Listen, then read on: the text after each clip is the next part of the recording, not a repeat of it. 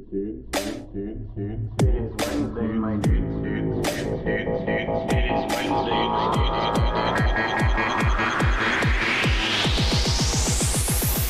is Wednesday, my dude.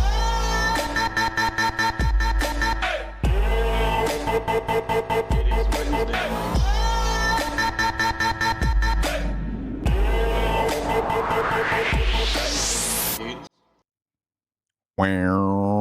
I don't know why this camera moves so much. I guess it's just on a shitty little gorilla pod. It is Wednesday, my dudes. What is up, Mad Dwarves? Thank you for the 41 months. Curdy, good to see you. Well. Carry on, suitcase. How goes it? Hello. Good evening. What's up, everyone? Welcome to the show. It is a Wednesday night. I am trying to figure out what it is exactly we're going to do tonight. I thought about little hunt quick play, but I don't know.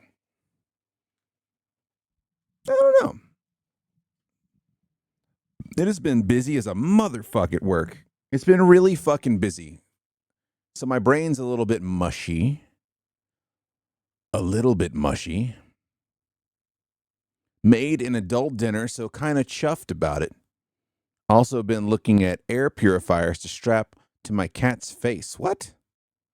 What are you talking about? Dwarves, thank you again for the 41. That's fucking huge. Thank you, dude. I really appreciate that. We had sausage and pasta with sauce. Spicy sausage. I love a good spicy Italian sausage, that is. I mean, that's no better, right? I mean, I guess there's no good way to say that. You show up at the door. Pizza with a hole cut in the box. Someone orders a large hot sausage. Hot Italian sausage. He's got breath that could peel paint. Oh my God. With bowls. With the bowls. What's up, Midwest? How are you? Chicken sausage kind of fell short. Tasted a little hot doggy. For some reason, I can't get into chicken sausage. I don't know if there's like a brand I got to get. Maybe Curdy or Eric knows of a brand. Did you miss the Wednesday intro? You never miss the Wednesday intro, buddy. You never miss the Wednesday intro. I can do the Wednesday intro all day.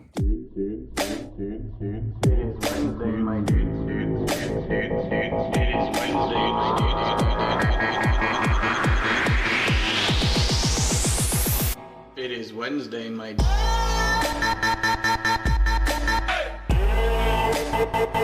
It is Wednesday.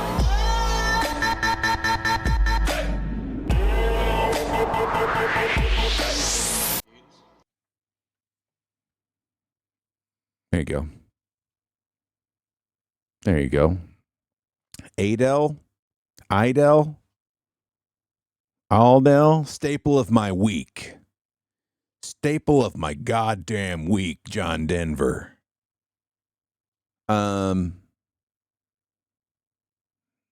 look it up. The best chicken sausage.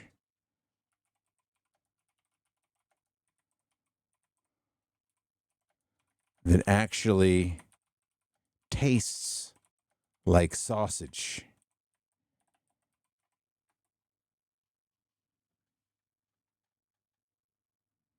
Best chicken, sporked.com. Best chicken sausage for you encased meat freaks. Oh my God. Here we go. Let's see. This one? There we go. Best chicken sausage for you encased meat freaks. I don't want. Yeah, I know. My ad blocker's on. Too bad. So sad. Yo, Dad. Why, you're not going to let me scroll now? Is that what's happening? You hate me? All right. Anyway. So Good and Gather.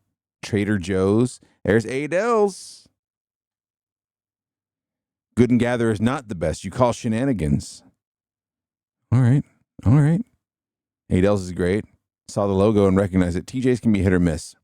The best chicken sausage truly rivals the best pork sausage in terms of snap, juiciness, and flavor. I don't know about all that.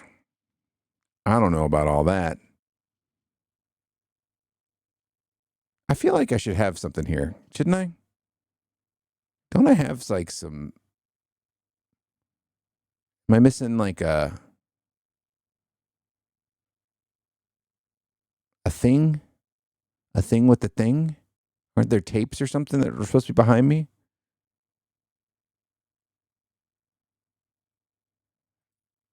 Oh,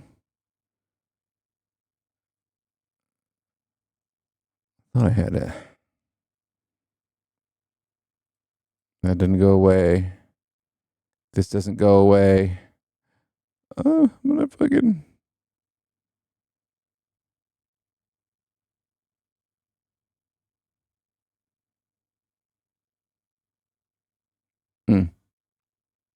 Oh well.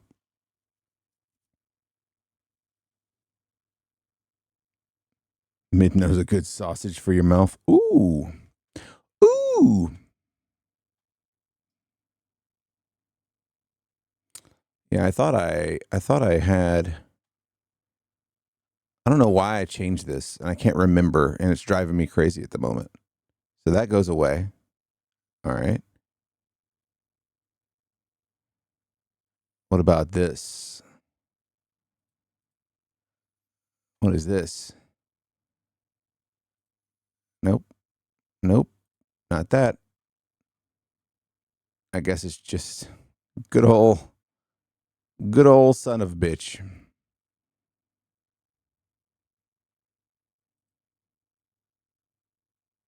Was it this one? No. Was it that one? No. I guess it doesn't matter, does it? It doesn't matter.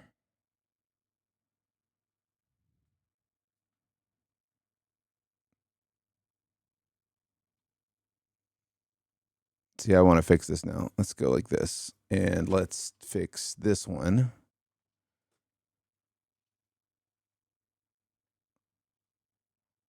Okay.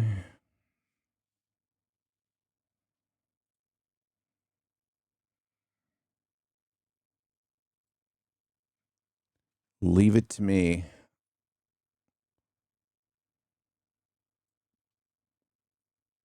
That doesn't make sense. Does it?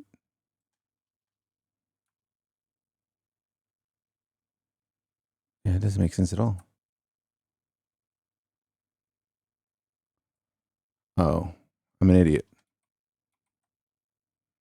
I'm an idiot. Unlock this one, Lopez.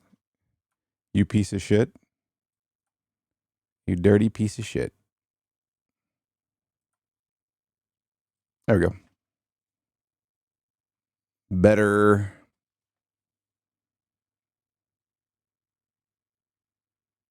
Married with kids, so I feel your pain, brother.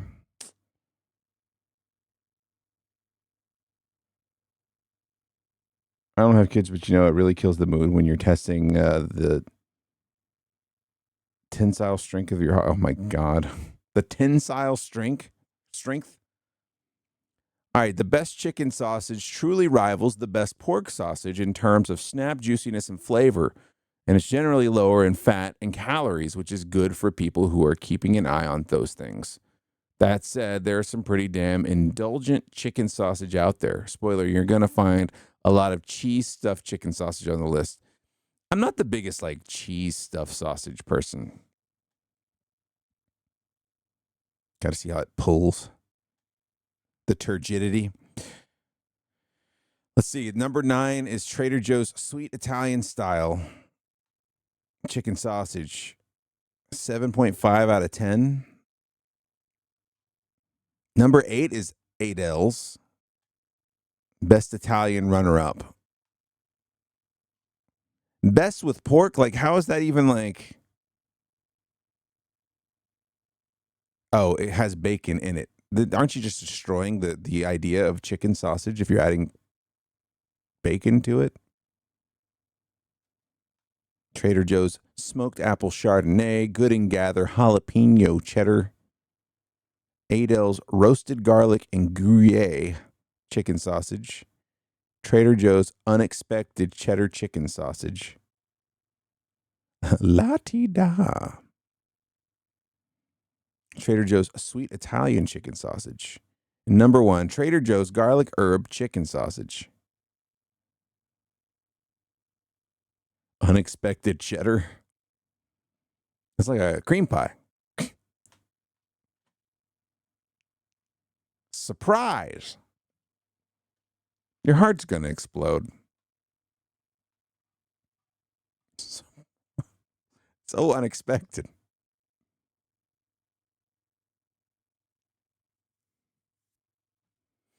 Kind of, but actually, it's a fucking amazing cheese. Oh, is it an actual type of cheese?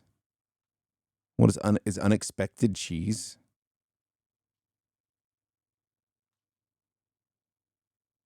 Took a bite of this Trader Joe's chicken sausage. This sausage is creamy, which is a disgusting way to describe sausage, but it's true.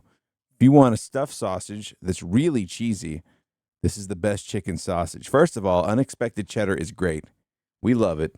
It's one of the best cheddar cheeses you can buy. If you're not familiar, it's flavorful. It's a flavorful blend of cheddar and Parmesan, and it really works inside sausage. Okay, fine, gun to head. I don't know if I would have identified the cheese inside these sausages as unexpected cheddar, but it doesn't matter when a sausage is this good. They're savory, a touch smoky, and loosely ground like butcher shop sausages. So what? Unexpected is just like its own line of shit?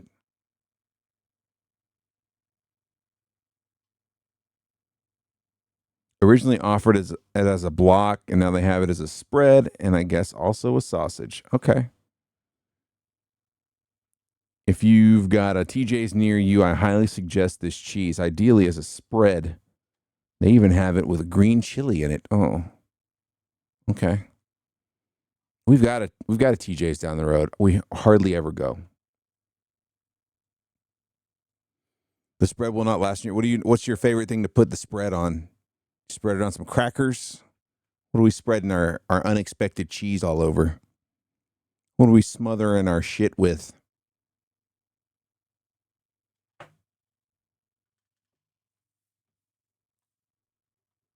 Reduced fat wheat thins. I do like cheese on a wheat thin. The flavor doesn't interfere with the cheese, but it's a solid vehicle. And it's better for you, quote unquote. It's better for you.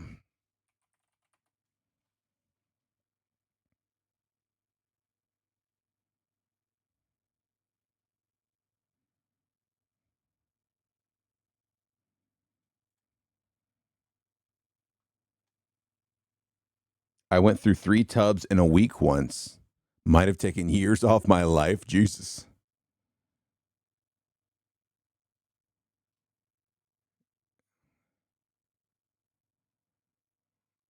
That's fucking crazy. Crazy talk.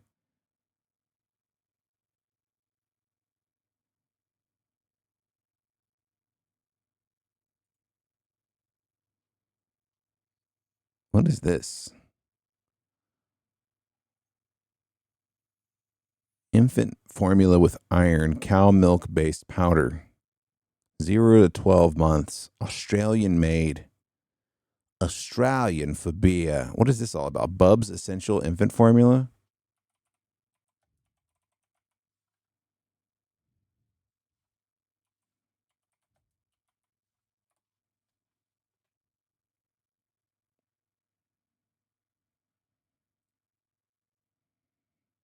It's got high ratings. I don't know what's going on with this.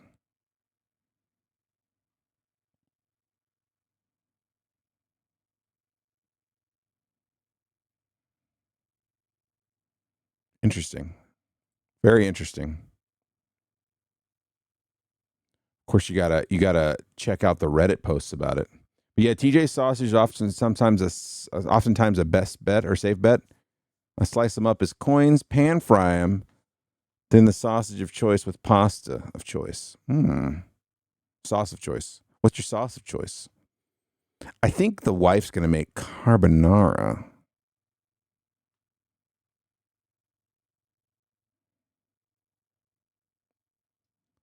Pasta carbonara.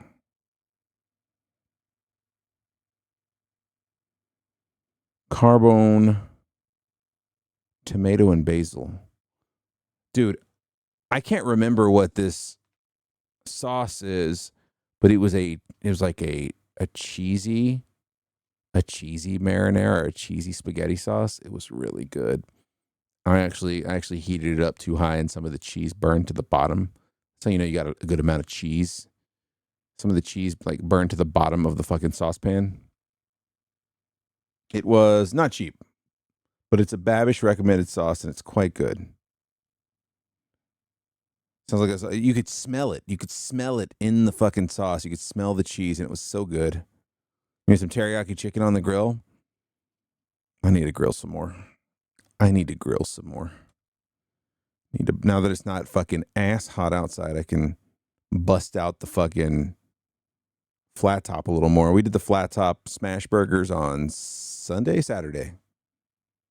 It was good shit.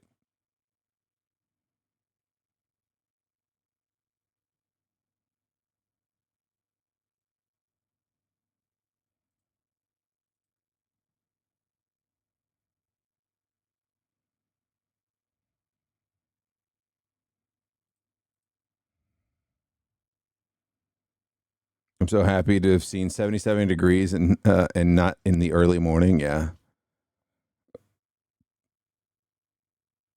Does anyone know how Bub's organic formula is on tummies?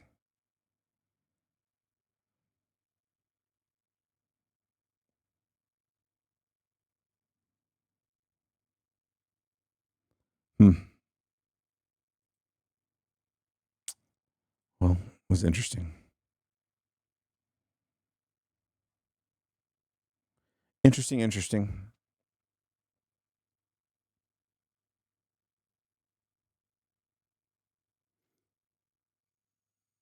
But it's content, I guess. I guess it's content. Let me do some content.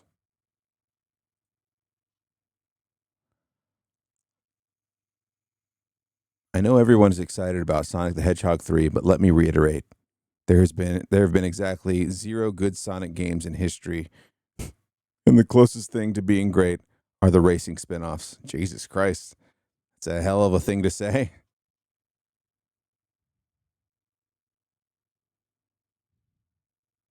You got the pellet grill / smoker that I've used so much this summer. Do not regret that. Is it one of those is that one of those Traeger? Is it a Traeger grill? Keanu Reeves' A Shadow. Beyond that, I haven't seen a single movie. I watched the first one. I did not watch the second one.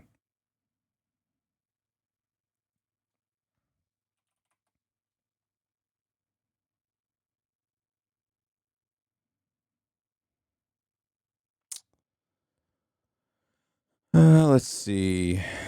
Sonic 3 trailer. Oh my God, why is it so loud, bro?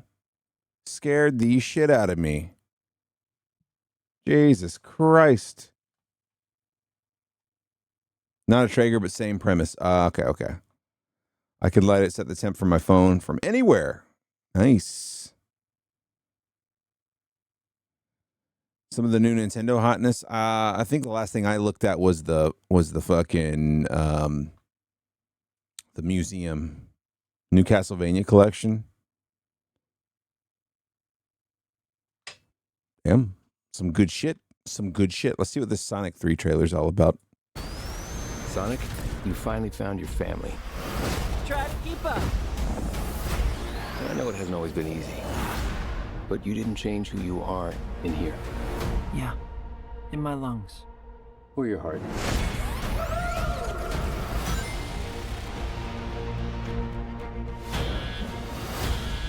There's been a high-level security breach. We need Team Sonic's immediate assistance. Project Shadow is far beyond anything we've ever encountered. Shadow's story began a lot like your Sonic. But where you found family and friends,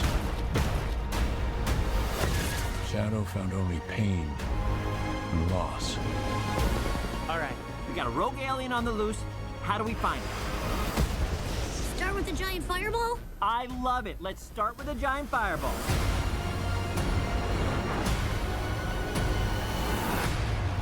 He is much more impressive than the hedgehog I fought previously. Dude, I'm standing right here. You're a colorful bunch. We don't want to fight you. Actually, Sonic, I would like to fight. No, no!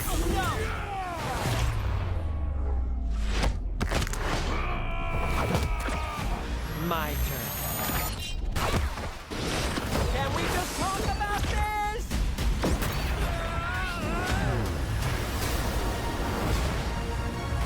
He's too powerful.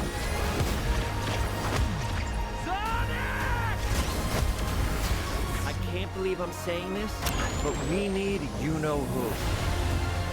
This is a bad idea. When has that ever stopped me? Doctor, We have visitors. this is sad, Robotnik. Even for you. We need your help. On one condition. Let's do this! Fucking Jim Carrey. Rule the world! I might as well save it! I need room. But, sir, I don't have the proper materials. Found some. When we're done, there won't be anything left. Hey, no cheat code! What did you do? What I had to.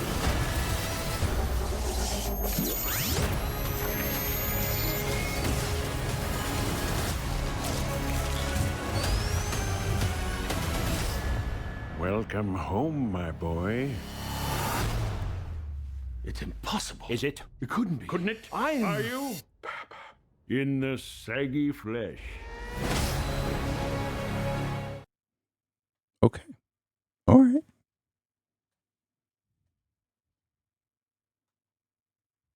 Jim Carrey's been super missed. What has he done other than the Sonic movies lately?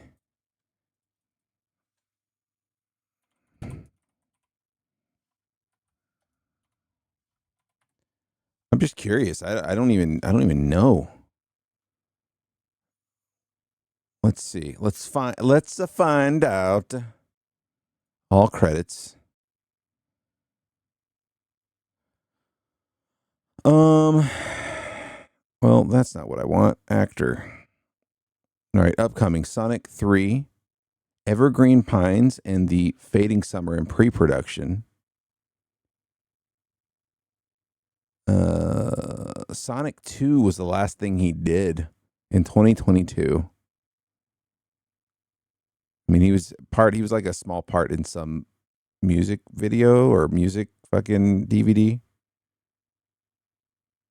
Casted him in the new Fern Gully movie. I don't see it on his list, but they haven't. I mean, it's IMDb.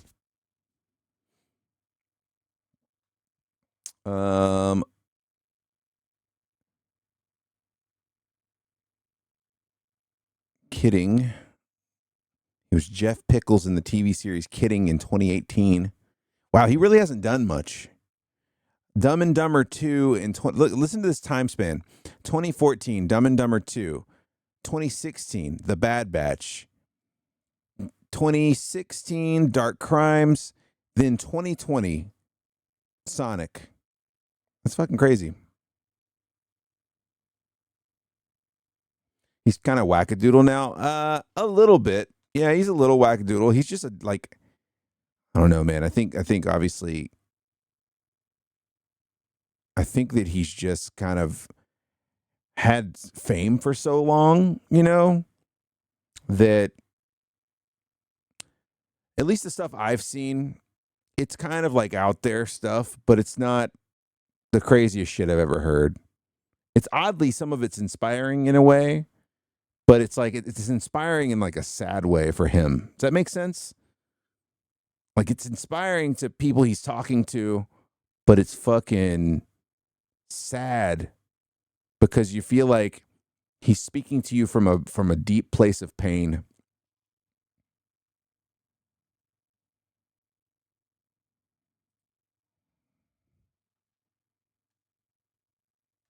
He went off the deep end of it. Yeah, I think Man on the Moon. Have you ever watched that? Have you watched the documentary on Man on the Moon about him fucking going fucking nuts as Kaufman? He's always suffered with depression and shit.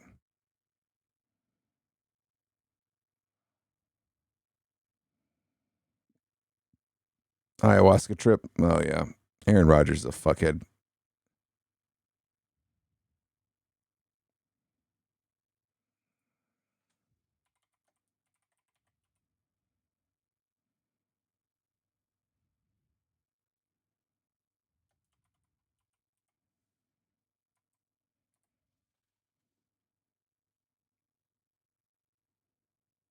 Jim Carrey says he's retiring from acting 2 years ago. well, well, well, that didn't really work out, did it?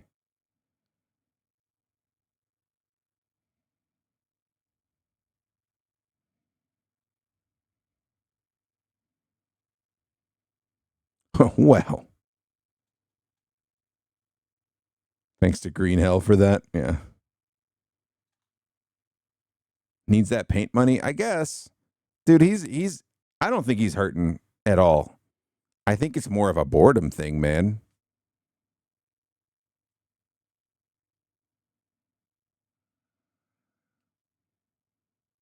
Jim Carrey silences the room after going on woke rant. Ugh.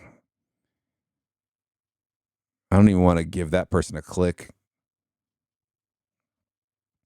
I think a lot of people just go after things and call them woke when they're fucking intimidated by it or they just don't like it. So it's hard to take anyone seriously that just kind of throws around the word woke.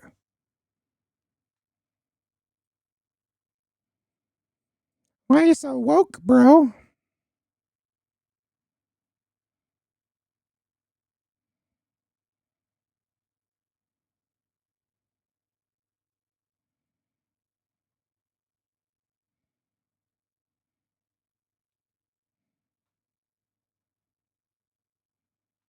Jim Carrey. Okay, here's a video. Jim Carrey is not crazy. Interviews and behavior explained.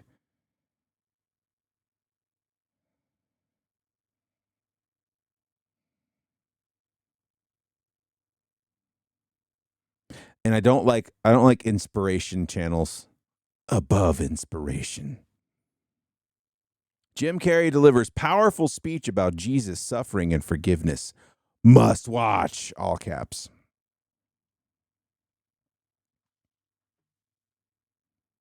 God forbid you actually analyze what they're saying. Nope. Just wokeism or fake news. Well, I think people get intimidated by it. Like, I think it's easy to get intimidated by someone who just literally speaks unfiltered. You know what I'm saying? Like, I don't want to say I don't speak like what's going on in my mind, but you know, naturally you hold back stuff, right? When you talk, like it's just normal to have a filter. And when you reach a certain level in life, I think that it's hard to keep that filter on because, like, what do you have to lose at that point? Sometimes I think people do it just so they can lose stuff or run people away, which I think is probably more maybe what Jim Carrey kind of does. I don't even think he's trying to run people away. I think he's just being honest, and everybody just expects him to be like goofy, wacky guy still. But I mean, you know, a lot of comedians and a lot of fucking comedic actors are fucking super depressed, super in pain, super, you know, dealing with shit. You know, do you ever like read the threads about like Robin Williams? Robin Williams was fucking great, but still dealing with his demons, you know what I'm saying? There was a Robin Williams thread, I think, on Twitter.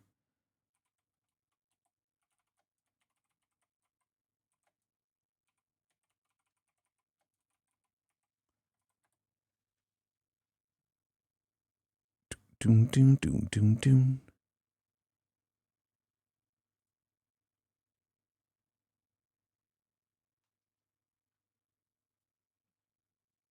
See, I don't even know if I can read these. Robin Williams does the kind of stuff that makes you fucking choke up. You know what I'm saying? Back in the day, I remember reading how James Woods was like, do nothing, didn't move, depressed for like 2 straight weeks. Kind of bummed he's a bootlicker. I mean, I guess, depression and mental issues, they don't really know a fucking political affiliation, right?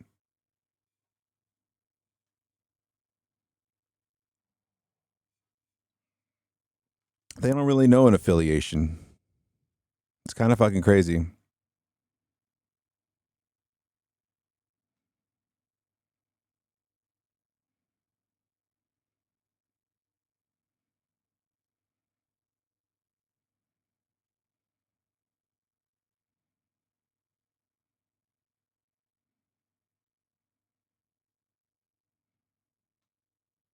I miss Robin Williams. One time we were on Hollywood Squares on the same day.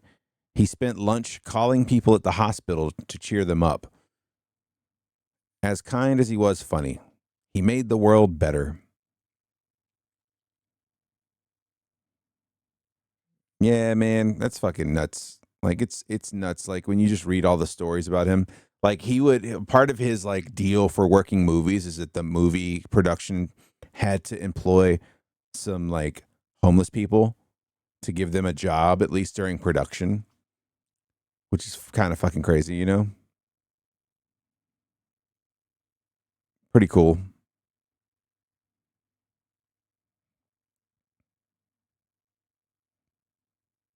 Robin Williams' death fucks me up because there has to have been someone who could have helped him. He had a neurological disease. I don't think there was a cure for it, right? Let's see.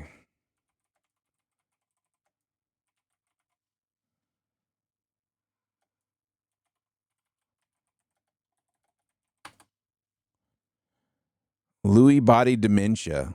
A dementia diagnosis that actor Robin Williams received in 2014 is one of the most common causes of dementia.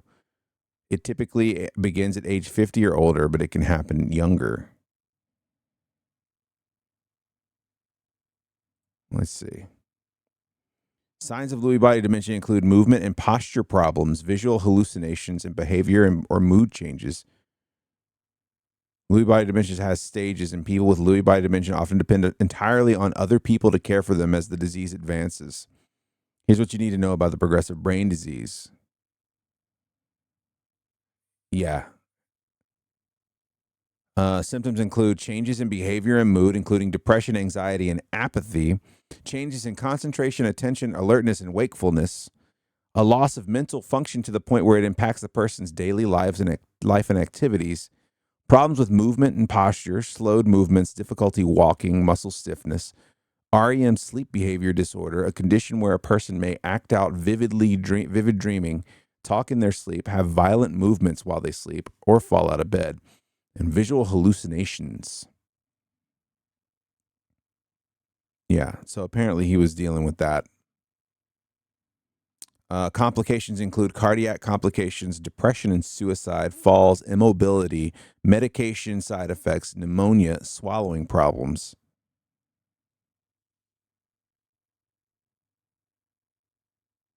Had an old girlfriend who'd passed from that. It was scary and sad. Dude, it reminds me of ALS.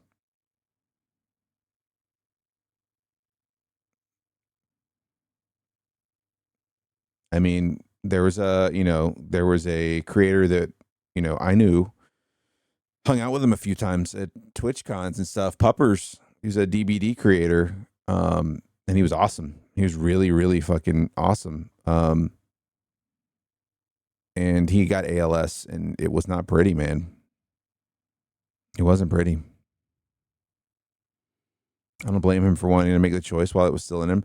I mean, there is something like to be said about dying with dignity, right? Like, I mean, yeah, it's rough. It's rough, but I mean, there's something to be said about dying with dignity.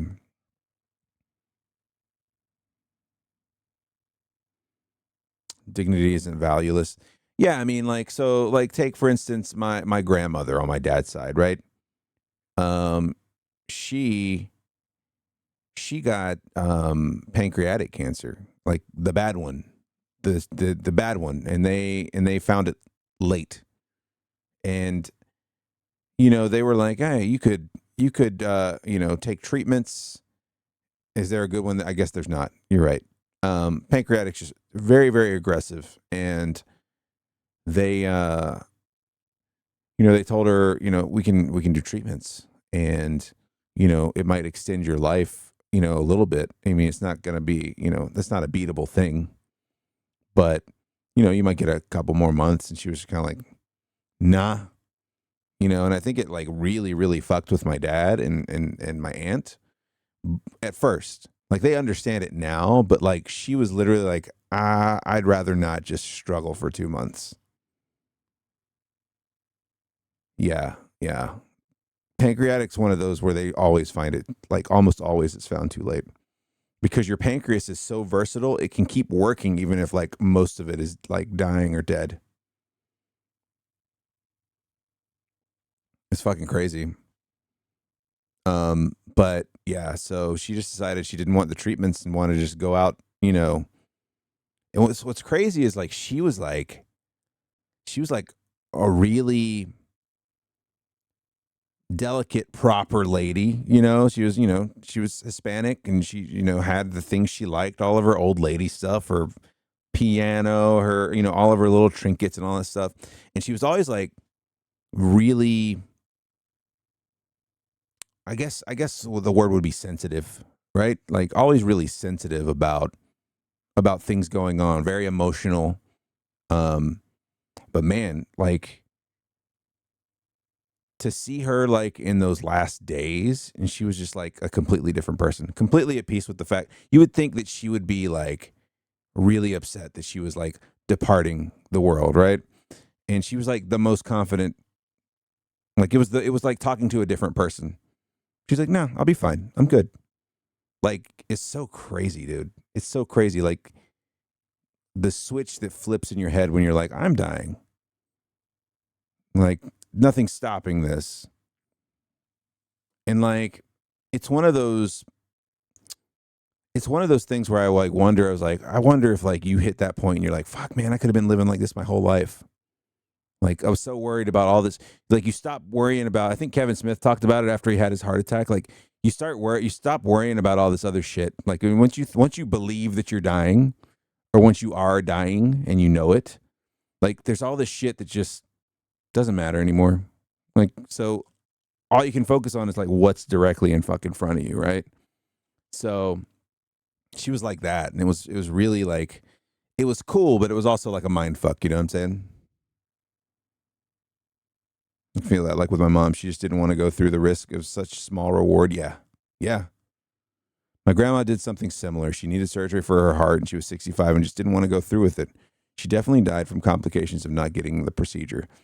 Yeah, man. Some people just don't want it. It's why some people have a DNR, like a do not resuscitate. They just don't want to be fucking. They don't want to keep going through it. Sad. She was a wonderful woman. I mean, yeah, it's so crazy, but it's like there's this like peace that comes over your mind when you get to that point, And I think I like to think that, I mean, it's different. I've got kids now, but like I've always been like, especially at a certain point, I'm trying to think like before I had kids, but like I always thought like if something happened to me, right? I was kind of cool with like, I did a lot of cool shit. I did a lot of cool shit in my life. So if I got to go, I got to go, like kind of thing. It's a little different with kids, but I mean, I think that if you're actually faced with it, like you never know how you're going to act in a situation, but you're ever faced with it, I think you completely just, everything else doesn't matter. Everything shuts down. There's almost like when we had kids, there's almost a sort of version of that happens, right? You kind of like strip out a lot of the unnecessary noise. Like a lot of it gets turned down.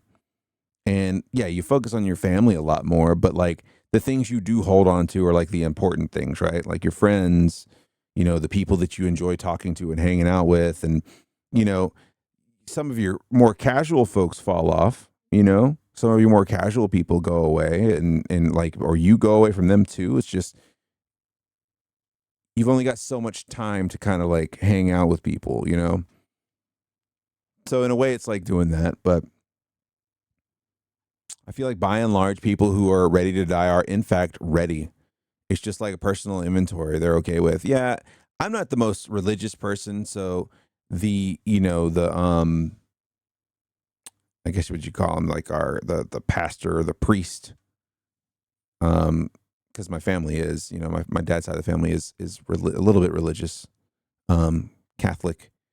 Priest showed up, came in there to talk to her, and usually it's one of two things: either the person's kind of accepted it, and there's not much to talk about, or they're fighting it and they're scared and they don't know what to do, and there's a lot to talk about, right?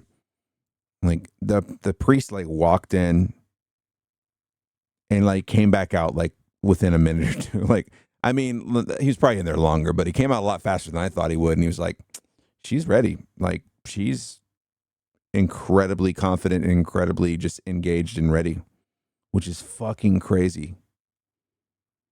I still think about Kevin Smith's heart attack story. Shit was wild. I still wonder if the weed really did save him or if that was for the joke. I mean, from what I remember, I've been there. I've seen him live a couple times since his heart attack, and when he tells that story, it's kind of fucking crazy, man. I mean, he was just not feeling great and was really sick to his stomach, but it was right before an appearance, and then he just like fucking just looked terrible, and they were like, "We got to send you to the hospital."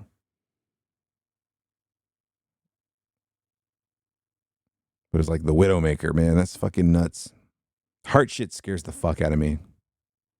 Heart shit is scary, dude. But it's fucked up, man. Like you just never know. It's wild to think about, but it's probably better to be ready for it than scared shitless about it. Yeah, it is. I still remember when we watched his Men's Health interview, and how different he looked. Yeah.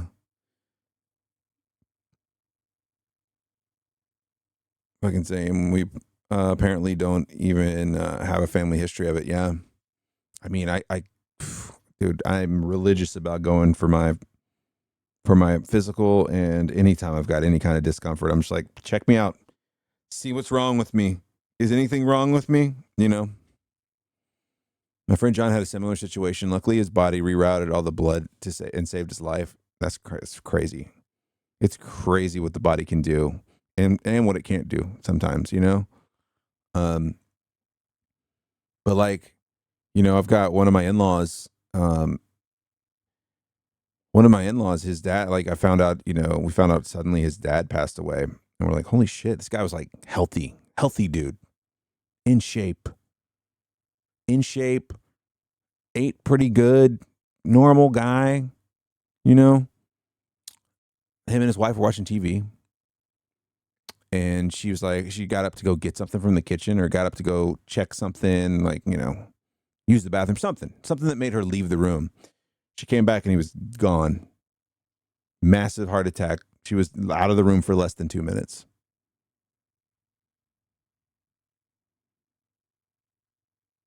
Grandma went from a heart attack at 86.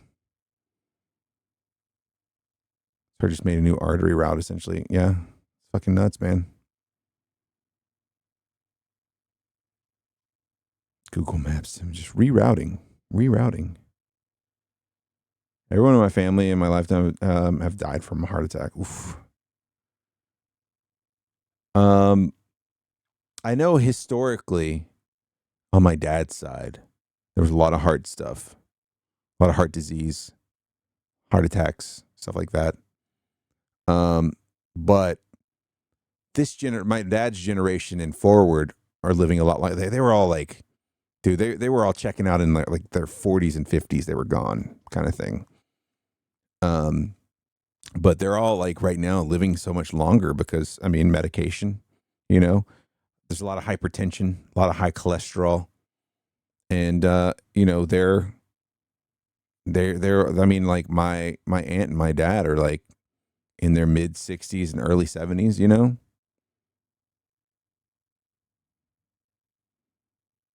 My mom and dad's side, all heart stuff. Yeah. My mom's outlived both her parents. Yeah. It's crazy, right? I'm only 10 years, I'm only about 10 years shy of how old my grandmother on my mom's side was when she died. And that woman was awesome. They both died in their 60s, and your mom's in her 70s now. That's crazy, right? Everybody on my dad's side of the family. I mean, not many of them saw the 70s. The ones you didn't, like my grandfather, he saw his 70s, but like he was like Alzheimer'd out. He was gone. So that runs in this family too, which I'm like, great. My brain gonna fucking play out on me. Like the researchers need to hurry up with some fucking shit to help keep that from happening. Medication and not eating like a dipshit can do wonders. Yeah, I've got to work on the not eating like a dipshit. Like I really do. I'll do good for a while and then I'll just fucking fall off. Be surprised if you make it to 40. Don't say that. Another reason y'all should sort out the Prilosec situation. Can it increase your risk of Alzheimer's? Yeah, well, maybe I should.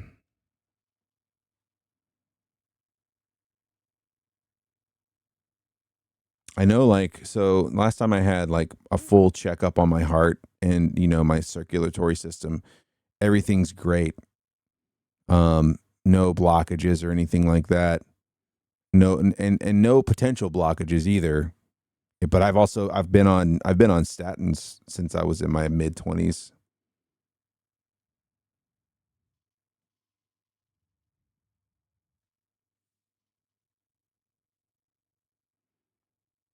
Diet elimination, that shit. Yeah. Got to stop eating whatever the hell I want. Yeah. I've pulled way back on my drinking. I had a few beers this past weekend. But before that it was like 2 weeks. It was like 2 weeks off. It's not, I don't even think like it's a health thing partially, but it's also like unproductive as fuck right now. Like I don't ever drink enough to get buzzed. Just enough to get a headache and feel like shit the next day. And I don't want to say I'm depressed the days after I drink, but I'm not in the best headspace in the world. I'm not in the best headspace. So it usually leads me to go ahead and have a couple more. And then I feel better. So even if I'm not physically hurting, mentally, I talk a lot slower. I have a tougher time just kind of not even keeping a conversation going, but sometimes it takes me a while, a lot longer to get a thought out.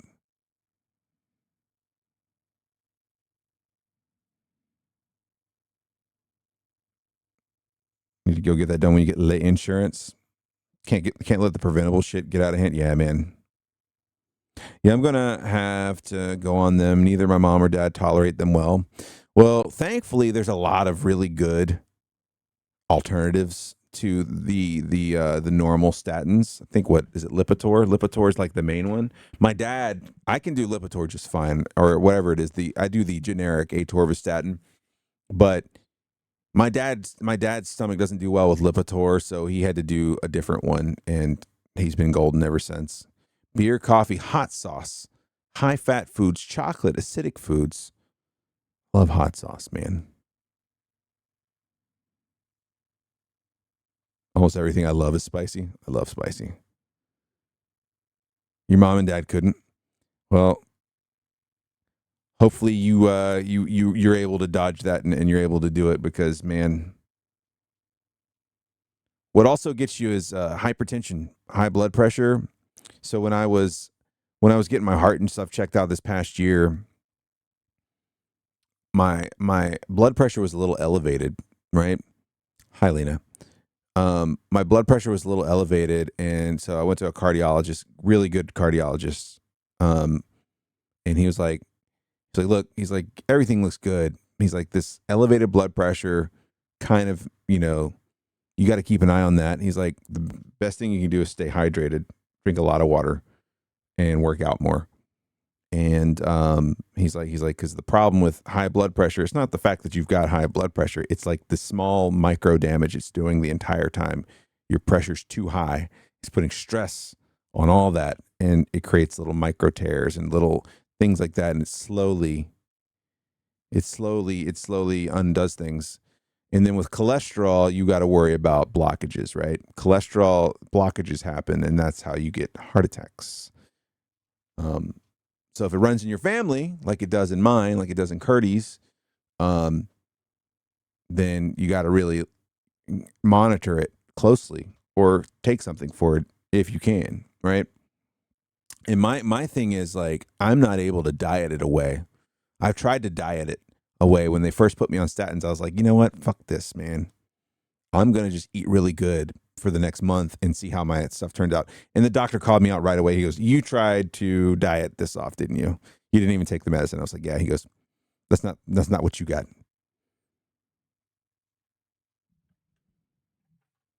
He's like, that's not what you got. You got to, you got the stuff that you inherited. And so thankfully I'm not, so far, knock on wood, I don't have the hypertension that runs, I think my aunt has the hypertension and the cholesterol. Dude, both together will fuck you up quickly. Happy Meal toy with sentience.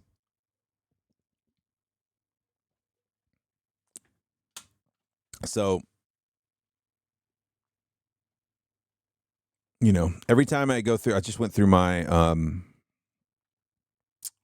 physical with my doctor, and I think the only thing I really need to work on, and like actually this time around, I've been working out at least a few times a week. I try to hit 4 times a week, but some weeks it's 2 and sometimes it's 3. But I started my working out after I got cleared by the doctor, the heart doctor, and it's been kind of cool because I actually went this time and I was nervous about my blood pressure, and it was fine. It was perfect.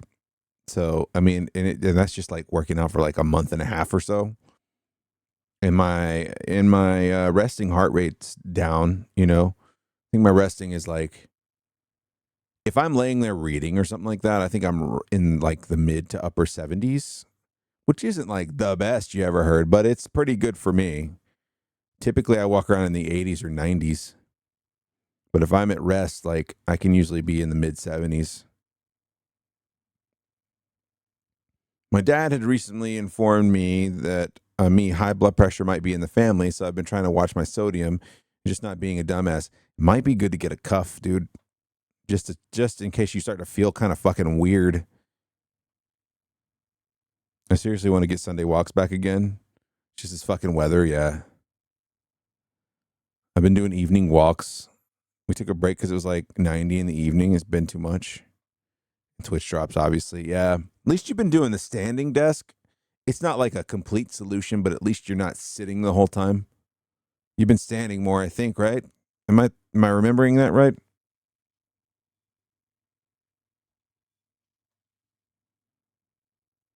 It's probably a lot to get used to when you're playing a game like Hunt.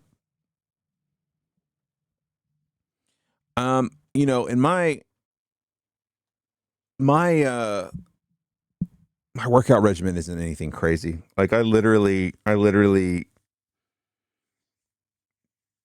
had Chat GPT write like a body weight workout. So I do like a body weight set. So like, let me try to think.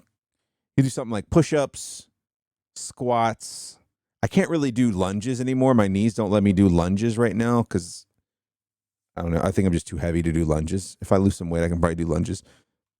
So I do like, body weight stuff, dips, planks, stuff like that. So I do that I do 3 sets. You do 3 sets of like one workout. Sometimes I'll do 3 sets of 2 different workouts. If I'm feeling like with a lot of energy, and then I'll go and do some high intensity interval running. Run for 90 seconds, walk for 2, run for 90 seconds, walk for 2 minutes kind of thing. Do that for about 30 minutes. Sometimes I'll double up on that too. Like if I don't feel like doing all the body weight stuff, you just double up on the run. You're aiming for 5 hours of standing for drops? Dude, drops just seem brutal. They seem so brutal.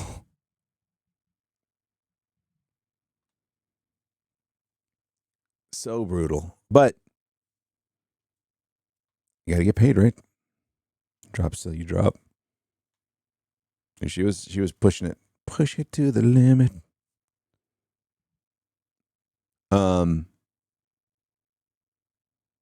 Yeah. Oh, I know why you were there. It's good. What I like about Curdy is like she has a very reasonable, when there's not drops, a very reasonable schedule. I don't think that like you don't really go too crazy. There are people who just stream for fucking 10, 12 hours all the time. Drops or not. No, when you've got like the amount of people that were coming through for drops, the amount of, revenue that is, like I totally get it. But yeah, just any kind of activity. Like even if you're just doing jumping jacks, just something to elevate your heart rate. So I did that, and my blood pressure is better. My goal, I really want to get back under 200 pounds. And the only thing standing in between me and that is like my eating habits. Even just yoga and stretching, yeah. Just taking care of your body. You know what I'm saying? Like taking care of your body in some way. Something that is just you and just your body. Just put on a fucking podcast or an album you haven't listened to in a long time in your headphones and fucking shut everything else out for a while.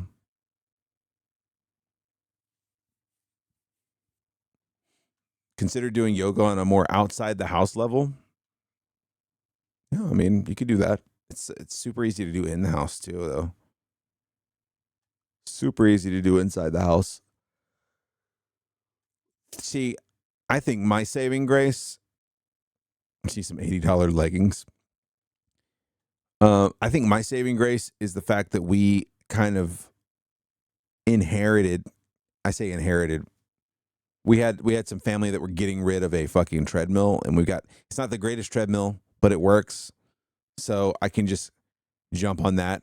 So it doesn't matter what it's like outside. It doesn't matter if it's balls hot. It doesn't matter if it's raining or anything like that or too fucking cold.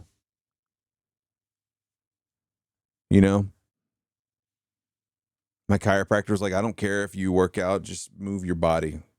You can sit at a desk all day, lay on the couch for days, and you feel like shit. You got to push for movement. Yeah, dude, I've got to just.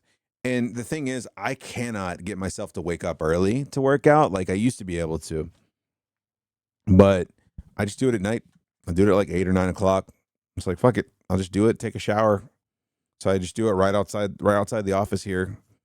That's where we got all our workout stuff set up. And then I just step into the shower. My problem is I need to do better at cooling down because I will work out, stretch afterwards, take a shower, and I'll get out and I'm still sweating. Like I'll get out and I'm still actively sweating.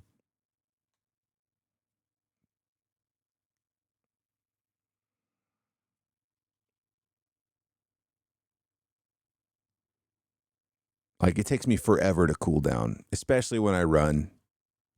Like my whole shirt's soaked. You prefer being alone when you work out? I kind of do too. I don't mind if someone is working out, like if Krista comes down here and works out with me, it doesn't bug me. But I cannot. I'm not the best with doing like coordinated like work. Let's work out together. Let's do the same sets and do. I don't enjoy it. It puts me in a bad mood. I can follow an instructor, no problem. I don't like working out along with someone because I feel like either I'm holding them back or they're holding me back. Like, I could be wrong, you know? But it's all kind of in my head. I kind of just like, because I don't like to talk either. I like to listen to a podcast or listen to some music and just kind of zone out. And that's how I get through it. You don't like going to gyms? I actually like gyms. I don't like having a trainer. Gyms don't bother me. It's packing a bag and going to the gym and then driving home. Working out at home fucking rules because you can just fucking be done with it and go take a shower. But I do like gyms because I mean you have a lot of options and things to focus on certain muscles if that's what you're worried about. But A, it's expensive, and B, I just don't want to fucking get out in my car. Once I'm home, I'm fucking home. You feel like a piece of meat? Yeah, for girls, it's different. For girls, it is very different. Because you're just on display. I mean, I guess everybody there's on display. Hi, Cat. Cat Mambla. Just caught the most recent season of the Serial podcast while on the elliptical as of late. They're still doing Serial? What fucking season are they on? I only ever listened to the first season. Cat, how are you? How are you doing? I hate people staring at me. Goob. You really don't like it? Are you like me where it's like, I don't know if people are staring at me. I just feel like they are. Just go at 5 a.m. Yeah. Fuck.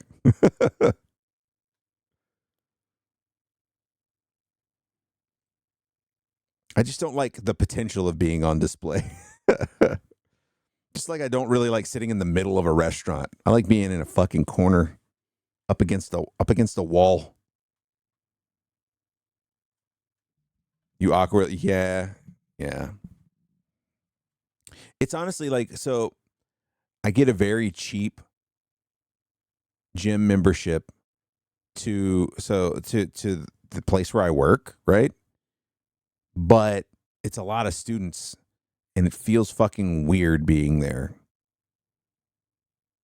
Cuz the average age is maybe early 20s, maybe late teens, it feels like sometimes. Because I feel like when a lot of students get older, they go to an actual gym.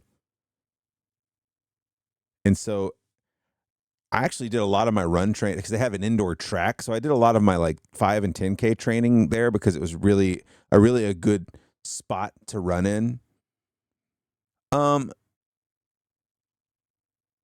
Yeah, I mean, I don't think it would bother most people. It didn't bother me for a while, but I don't know. It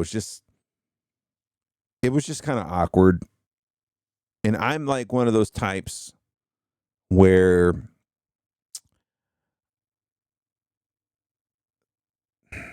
like I just don't like making people uncomfortable, and I feel like as a dude in general can make women feel uncomfortable just by being around. And I don't like doing that. Like if I see somebody, let's see how I can put this. If I see somebody walking by themselves, like a lady walking by herself, and we seem like we're going to pass one another, and we're like, I don't know, if there's a way for me to like give her space, I absolutely do that because I don't like making people feel uncomfortable.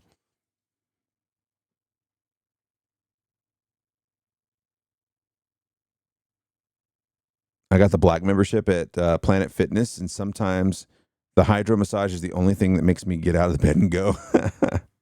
For reals, I hate that me just existing can cause issues. Thanks, society. And having men around doesn't make me uncomfortable. Catching them stare at me multiple times freaks me out. Oh, yeah. Yeah. There's also the fact that there's nothing to fucking look at the gym. I fucking hate that feeling because, like, have you ever caught yourself, like, it's not even a gym thing, but like staring off into space thinking about something and like you realize like you're staring in the direction of someone else? Like, I zone the fuck out when I work out. So, like, you come to and you're like, oh, fuck, this person thinks I'm just staring at them. And, like, you just have nowhere to fucking look, especially if you're in a crowded gym, especially if you're in, like, you're like, fuck. Like, what do I do with my hands? What do I do with my hands?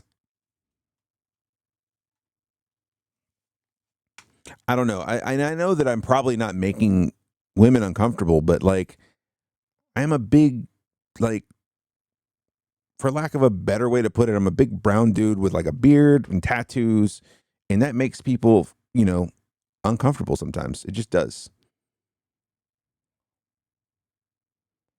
It's like one thing is if you locked eyes and it's like, oh shit, my bad. It's another thing when you switch machines and watch them watching you move. Yeah. I started reading at the gym, and it gives me something to do with my eyes. Yeah. That helps. I mean, I wonder if it would be different now that I've got like a Kindle, you know? Although I really like listening to stuff while I work out. I don't feel like if I was reading, I couldn't focus. I feel like there'd be too much noise. I like kind of quiet when I read. Planet Fitness usually has TVs and shit. Throw on some lo-fi is good to read too. Yeah, for sure. Cat, I got a Kindle pillow. I got a Kindle pillow.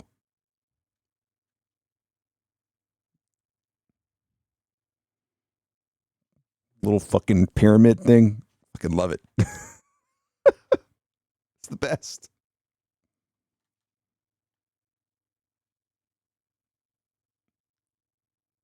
But yeah, I don't know. Like, I just, here comes the bed rotting era. Listen, there is much deeper I could go. Me and Kat have talked about this. There is much deeper.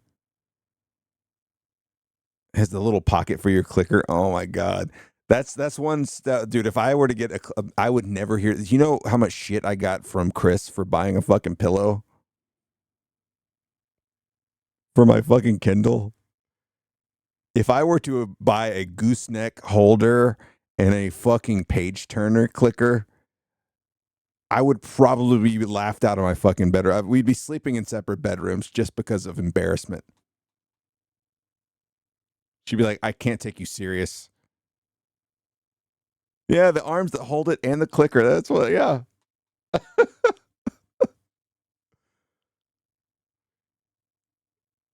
She'd pee herself in ridiculing, and I'd get mad because I couldn't focus on reading because I'd be feeling the bed shaking next to me. Bro, I'd be snugged up with my clicker.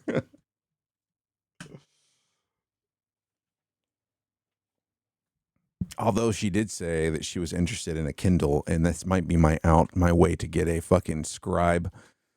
Give her my Paperwhite. Give me a big Kindle. Or if they start making the Oasis again. That sounded dirty.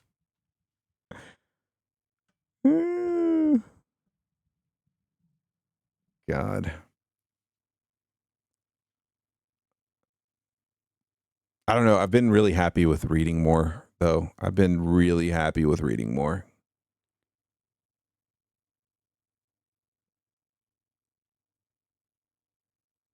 Working out and reading more. Like, I just wish, like, it's just the same thing. I mean, everyone wishes they had a little more time, right? A little more time to read, a little more time to stream, a little more time to, do whatever. But, you just gotta do the family thing. So as long as the clicker isn't in your pocket, Jesus fucking Christ. I thought that's what we were implying. I thought we were implying things. I don't know what I'm saying.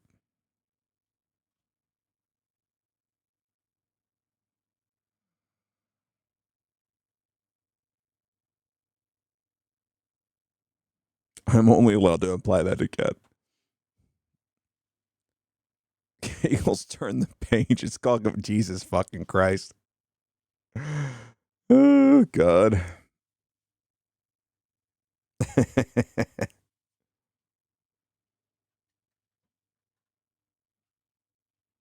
But yeah, it's been good. I'm reading Chain Gang All Stars right now.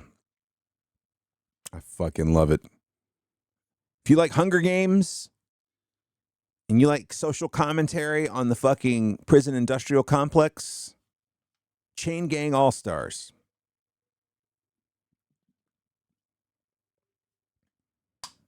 It's pretty fucking good. I really enjoyed Ready Player One. It's one of those books. It's one of those books, and Curdy, when you're done with it, I would like to know how you feel about it. Because I feel like it's one of those books that if I had found it earlier in life, it would have been my favorite book ever. If I had found it just like a little bit earlier, like if I had found it in my late teens, early 20s, and not my 30s, I probably would have loved it so much. Not to say I didn't like it. I did like it. But that era, the aim, the audience for that book was a little bit younger than me.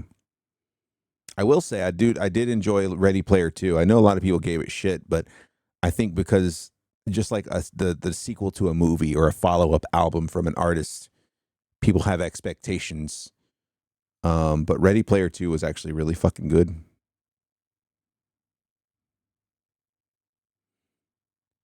Gonna be honest, I think I would enjoy reading it more than listening. Yeah, I really enjoy. I flew through that book.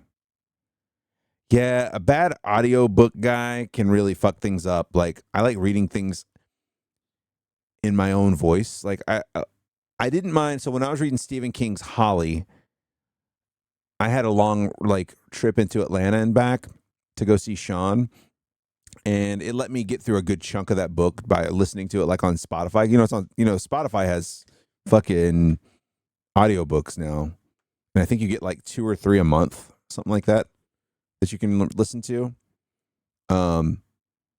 So, and that one wasn't bad, but I think advertisement like that. Advertisement and advertisement. Did he say aluminium instead of aluminum? The newest season of Serial was all about the prisoners at Guantanamo Bay. Oh. Aluminium foil.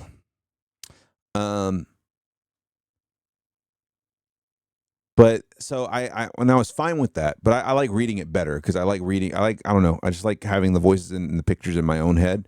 And when sometimes people go a little over the top with fucking voices, like when they'll give every single fucking person like a different voice. And I don't know. I just kind of like the way it comes across in my own head. But some people are really good at reading and they don't have to put too much of a different inflection.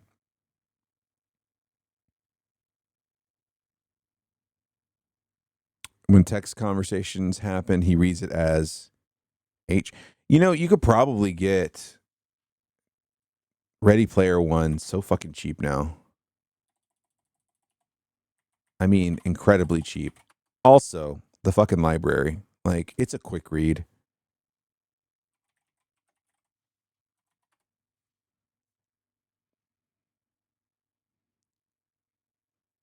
Percival. H. Percival. $10 on Amazon, $7 paperback. There you go. $10 on Amazon, $7 paperback. So $10 for Kindle, sorry. $7 for paperback. And then man, I do kind of want this set. The hardback set. I don't have $50 though. I don't have $50 for that. And I've already read them. I'm not going to read them again. You don't need it. You don't need it, Lopez. You son of a bitch. You piece of shit. You'll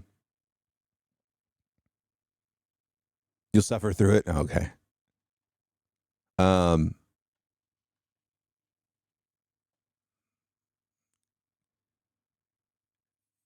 Yeah, I mean, maybe it's one of those things where like you just got to listen to a sample.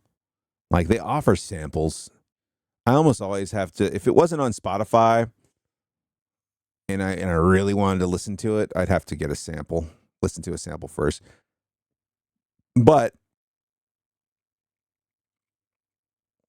we were talking about it last night. I was reading my book. Dude, I use the fuck out of my Kindle. Normally the readers are good, yeah. I use the shit out of my Kindle, and that's why Chris was like, I think I need to get one. I was like, you can take mine, and I can get one that I want.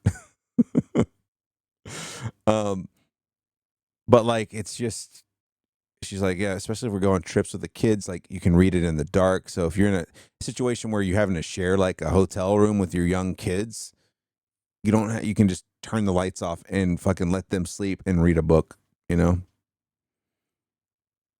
Can you slow it down? Or is it not one of those you can even do that? A good reader will make me listen to something I'm not really interested in. Yeah, that's true. Yep. That's absolutely true. I've had that happen too.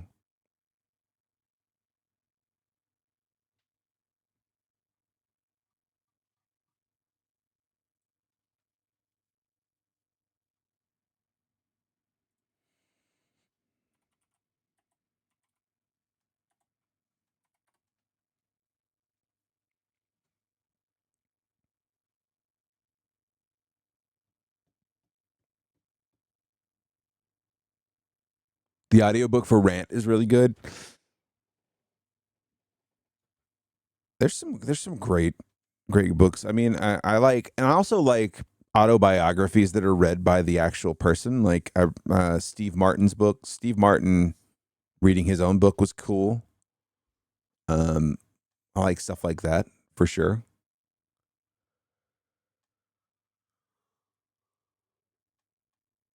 I don't guess they're going to bring the Kindle Oasis back. Kind of wish they would, but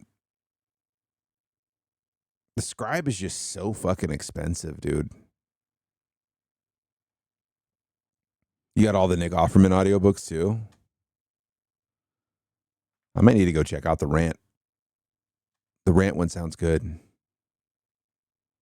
Dude, my fucking to be read list is looking a lot like my fucking Steam to be played list. And at the same time, I want to write a little bit, and I just keep picking up books, man. I need to fucking stop. I don't know how easy it would be to write and read. Like, I don't know. You got like, and then you have the whole time thing. I don't know. Thinking about switching things up for school too. Talking to Curdy about that the other day. We'll see. We shall see.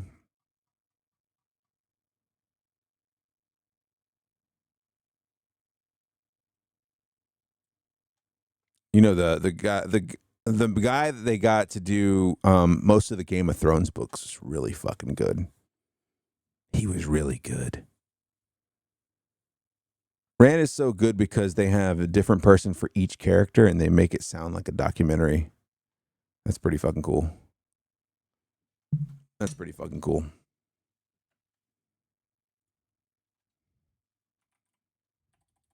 Let's see. Let's see if they got a sample.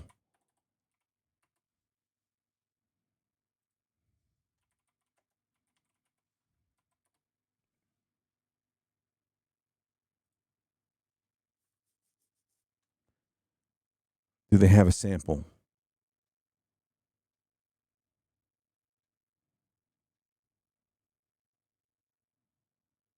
Read and listen. Narrator various. Yeah, I don't see it. Oh well. I'll have to check it out sometime. You do love Chuck? Have you read Rant? This one right here? I've got the hardback. I fucking love this book. It's really fucking good. We've talked about Chuck so much in this fucking show.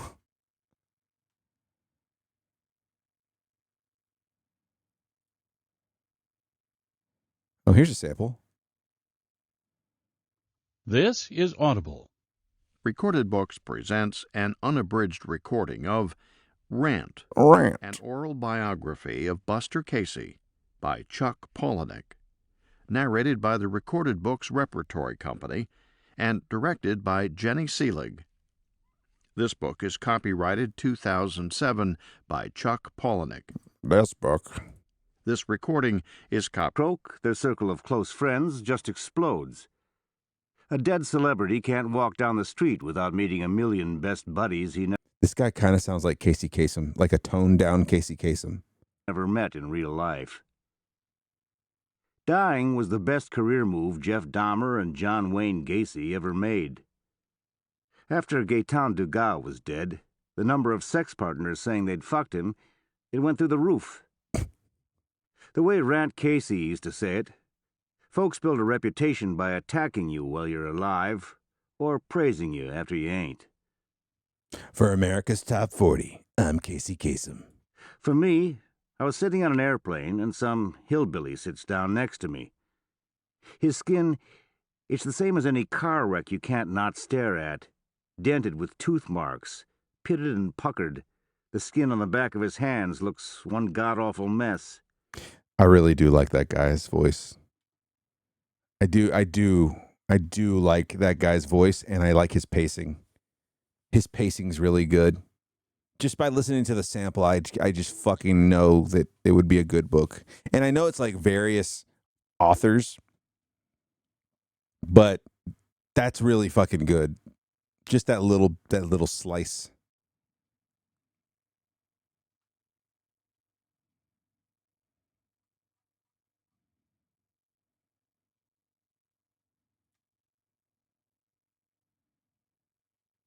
If I ever got to meet Chuck again, I'd get him to sign Rant, probably. I got him to sign what? Choke? Yeah, I got him to sign Choke and Snuff. Yeah, Choke and Snuff. Do they have a sample of the Ready Player? Oh, let's see. Let's find out.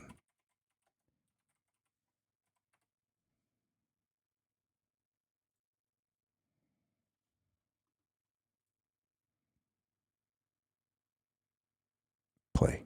Come on. Game designer responsible for creating the Oasis, a massively multiplayer online game that had gradually evolved into the globally networked virtual reality most of humanity now used on a daily basis. The unprecedented success of the Oasis had made Halliday one of the wealthiest people in the world. At first, I couldn't understand why the media was making such a big deal of the billionaire's death. After all, the people of planet Earth had other concerns. Fortnite. The ongoing energy crisis, catastrophic climate change, widespread famine, poverty and disease, half a dozen wars. You know. Is this the one, Cardi? Dogs and cats living together. Mass hysteria. Normally, the news feeds didn't interrupt everyone's interactive sitcoms and soap operas unless something really major had happened. Like the outbreak of some new killer virus or... Oh, it's read by Will Wheaton. It's Will Wheaton reading. I don't like it. Another major city vanishing in a mushroom cloud. Another major city vanishing in a mushroom cloud. Big stuff like that. As famous as he's got a little bit too much of a fry in his voice. I don't like it. Another major city in a mushroom cloud. Like there's too much ow.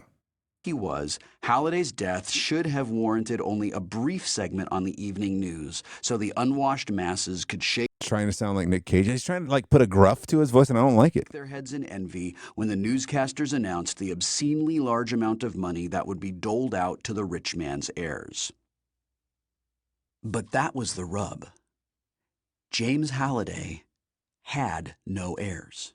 James Halliday. He's putting too much gravel in there. It's one of those things where, like, that kind of voice is good for a commercial. It really isn't good to listen to for fucking hours. Does that make sense?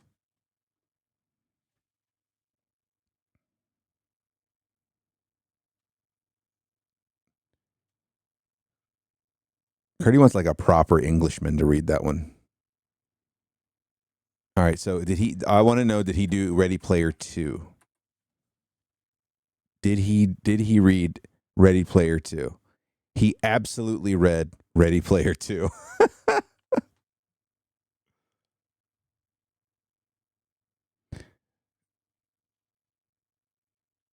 Because of Big Bang Theory? Maybe so. Will Wheaton.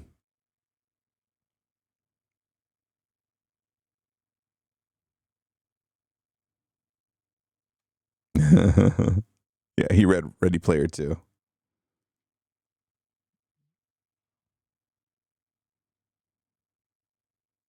You didn't even recognize him?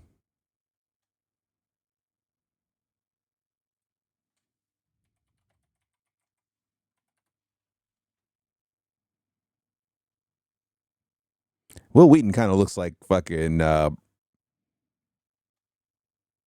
Brad Wharton that I used to fucking do podcasts with. I just knew I hated this voice reading. His voice reading, yeah. It's, it's what is.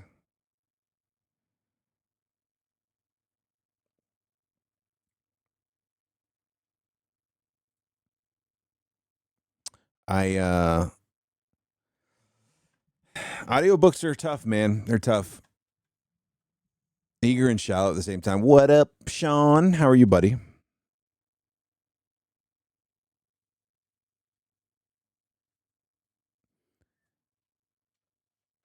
It's like people who speed up and slow down really fast. Yeah.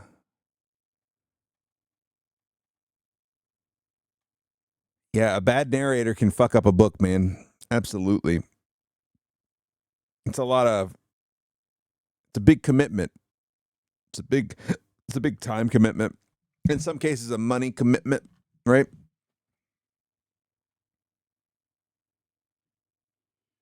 Sean, what's going on with you, buddy? It's been crazy here. It's been work crazy here. Fuck you, Will Wheaton. Will Wheaton. Will Wheaton.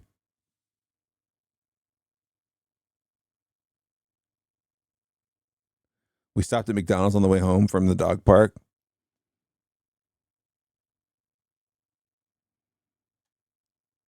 Only had a top on the bun. It's open faced.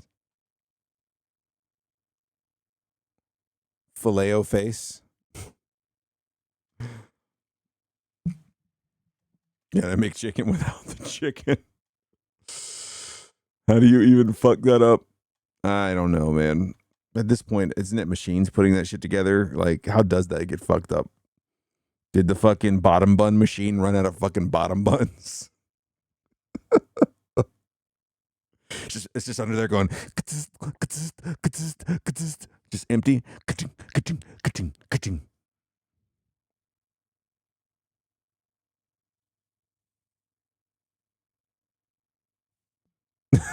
The lady at the window looked like someone had shit on her chest right before work. Oh, God.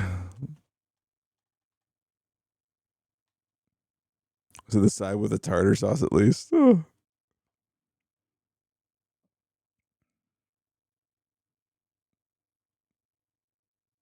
They got $15 they could wash their shirts. Maybe they were getting $15. They would remember the bottom bun.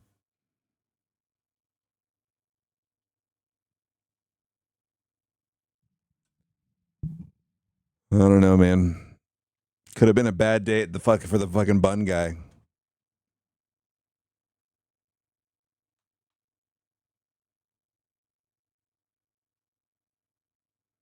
Covalent bonded to the bottom of the box.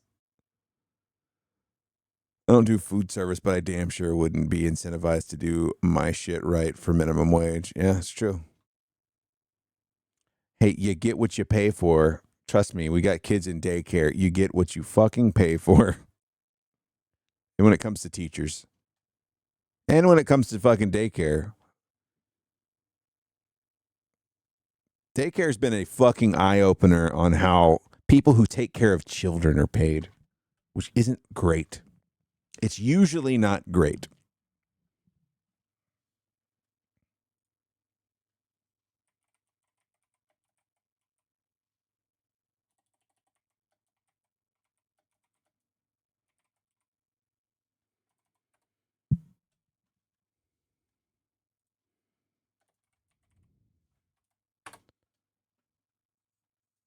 Flayofwish.com.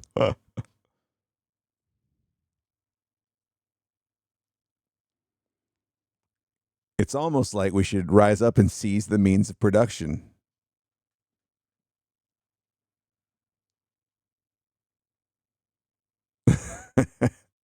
You sent me pics? Okay.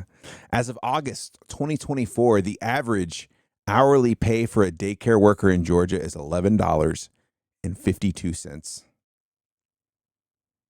Just FYI.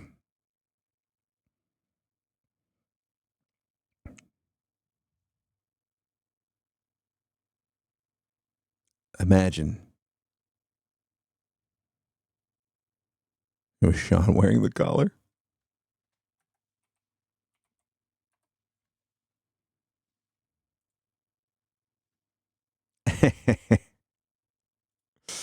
Let's see. Let's do that. Let's do that. All right, I'll show it. I'll show it off. First, I got to put on this song. Let me see if I can find the song real quick.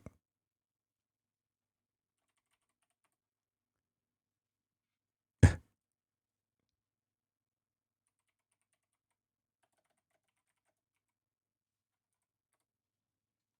right. I need it to be longer though.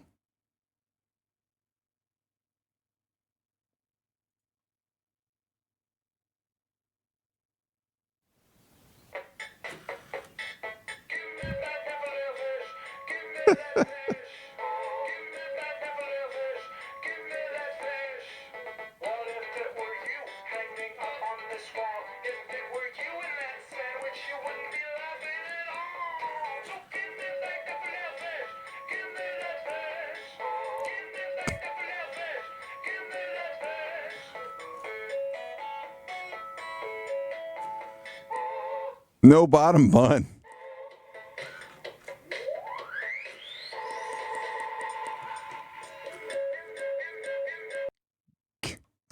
Remember that commercial?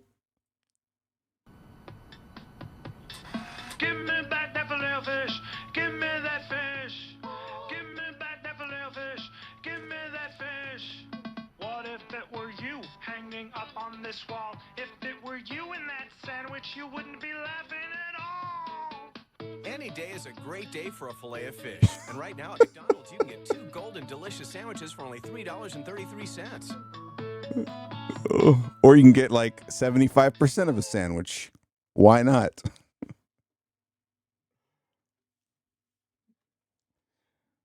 Not this day.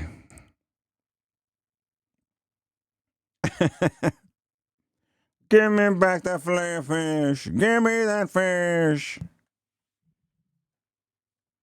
No bottom bun. What the fuck?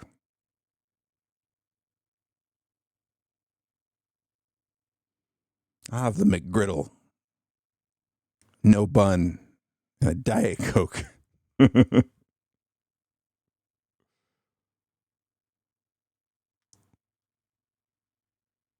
Like, how do you fuck that up? I don't know. Gotta watch the figure.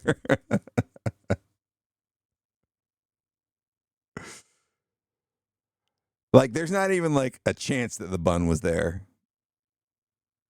That's so fucking hilarious to me. I can officially say I've never seen that before.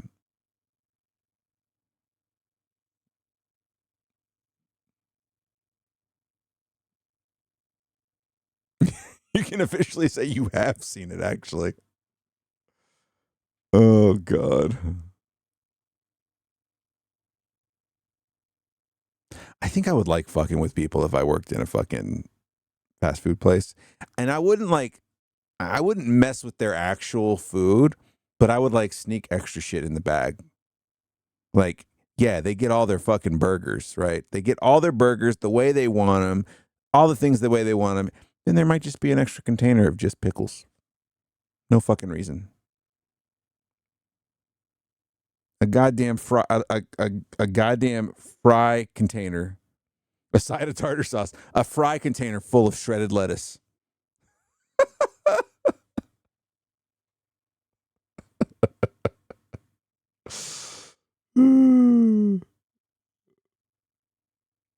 Give you extra pickles. I wouldn't fuck with people's actual stuff, but they would have extra stuff within their order.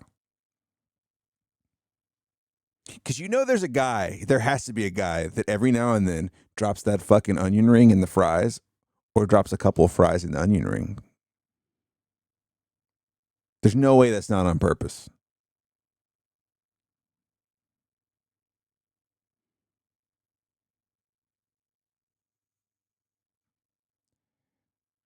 You random on you can celebrate, yeah. Let me tell you something though. BK, there's 2 states of BK right now. There are 2 different states of BK. It's either god fucking awful. No, sorry, 3 states. It's god awful, it's fucking awesome, or it's closed. Forever. Burger King's not doing great right now. Unless you're allergic to onions, that's true. Why do we keep running out of pickles? I don't know. As I'm chewing on a pickle. I don't know. It's fucking crazy. The lotto scratcher day. Then it's a lotto scratcher of a different thing if you're allergic, though. They went back to the old logo. Bro, we've got 3 Burger Kings around town. 4. 4. One's closed. One is pretty good. The other 2 suck. And it's never good.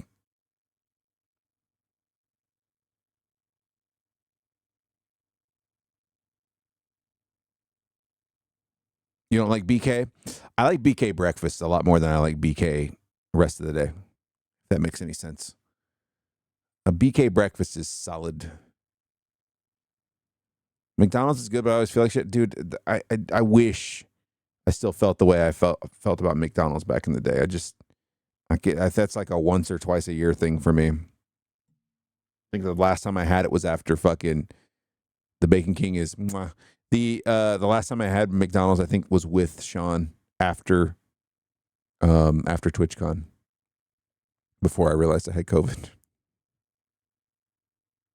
I had a Big Mac extra value meal because I was like, I don't know the last time I had a fucking Big Mac. McCovid. McCovid's back. Speaking of which, got my COVID and my flu shot today. I expected to feel the McCough is back. McD's fries are still ballers. If you can get them fresh, yeah. I was expecting to feel like shit tonight, honestly, but I'm feeling fine right now. My arm is sore as fuck, but I wish those combo shots weren't so fucking expensive. They just gave me 2 shots. They didn't even offer me a combo shot. They just gave me 2.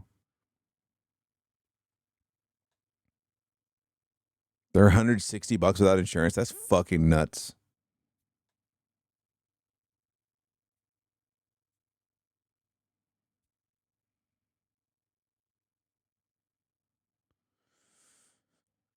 Man, I'm telling you, like, to me right now, the top 3 fast foods, 2 chicken places and a fucking burger place. Whataburger, Zaxby's, Raising Cane's.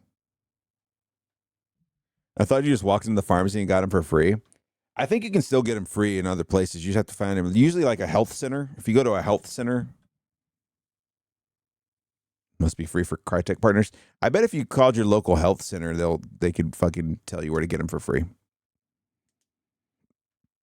I was picking up a prescription today, and they were like, "Oh, do you want to get your hepatitis B shot?" And I was like, "Well, actually, I just got my hepatitis B shot a few weeks ago, getting my fucking physical done." And they're like, "Oh, okay." I was like, "Well, do you have the flu shot, this year's flu shot, and a COVID shot? Can I get both of those?" They're like, "Oh yeah, we can do that."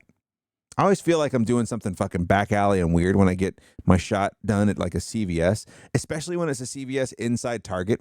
Like you're sitting in the little chair waiting for them to give you a shot, and there's just people shopping for fucking protein shakes right there. It's right next to the fucking condoms, you know? It's fucking weird. I was like, I don't feel like I should be this close to condoms while I'm getting a fucking needle jabbed into my arm, but here I am.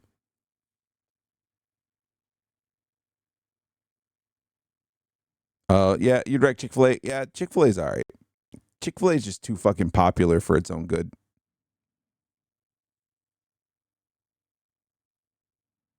But Chick-fil-A is one of those places where if you go to a bad one, you're fucking. It's hard to find a bad Chick-fil-A, but when you find one, it's fucking terrible. And you get like, and your fries are all those fucking end pieces of the fucking potato.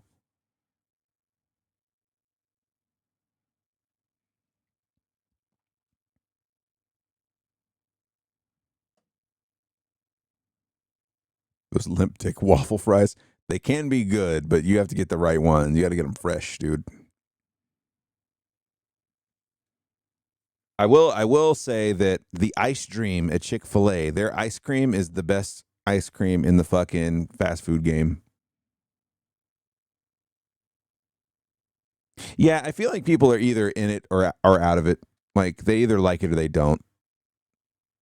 So, I mean, that's not surprising. Well, Culver's isn't ice cream.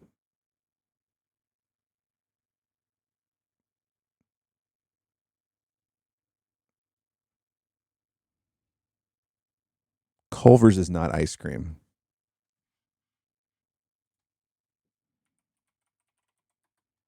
Listen to that saxophone. Culver's is frozen custard, my dude.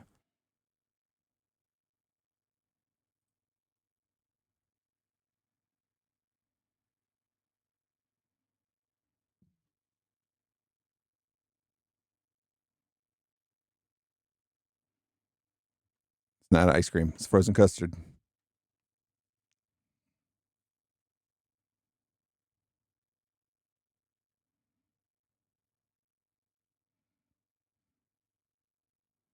It's frozen custard. What do you want? Look, let's view all the custard. I wonder where the ice cream is in this custard.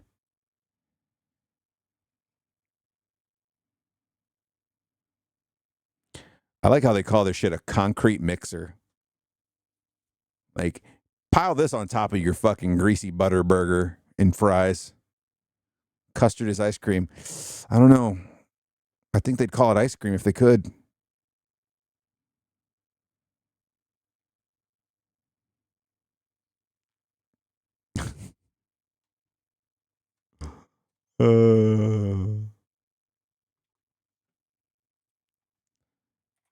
What's the difference between ice cream and custard?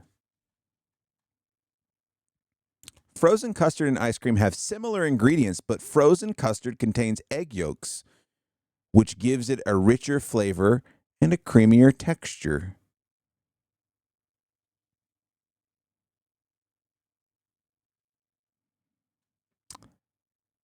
Frozen custard.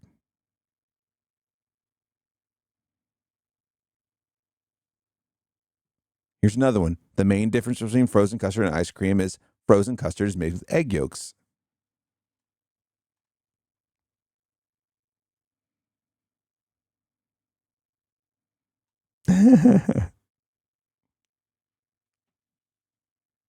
So there you go. So you really enjoy Culver's frozen custard. Where do you like your ice cream from? Where's your favorite ice cream at?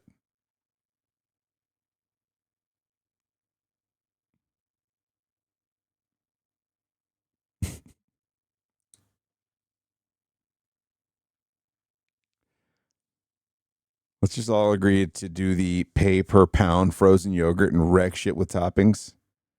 From eat shit to turd. Hey, do you guys remember when there was like frozen yogurt places everywhere? And now like you can only find it at like gas stations?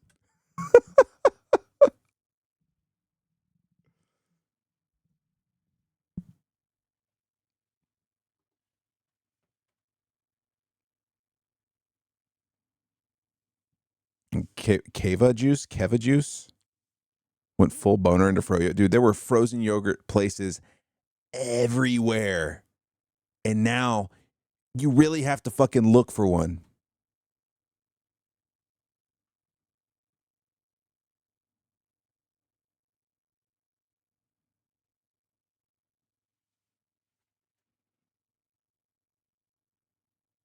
There's a froyo in every racetrack. I know. It's like they bought up all the machines. They're like, you know what? They're all going out of business. Let's just have this to fill some fucking space in our big ass gas station.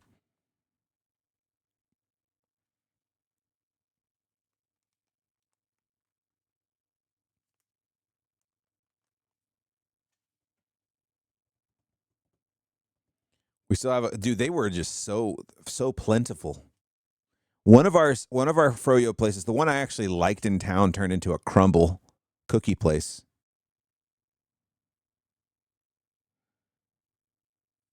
Multiple orange leaf. So there was what was there? There was TCBY frozen yogurt? TCBY was frozen yogurt, and I think they're gone. Bro, a peanut buster parfait from fucking DQ or a goddamn Snickers Blizzard.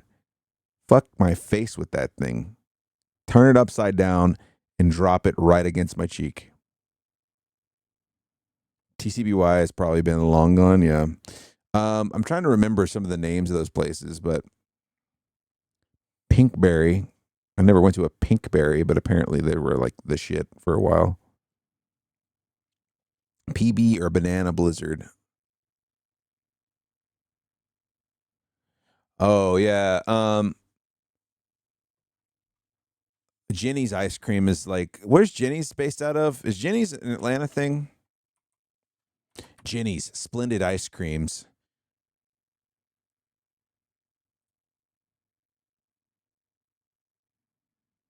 Jenny's is amazing. We've got a Jenny's here in town. Like they actually opened one up.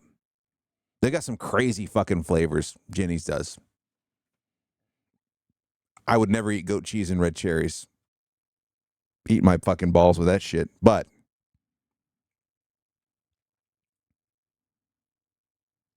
bay leaf cheesecake. Butterscotch brownie. Okay. Pumpkin seed rye cookie. All right.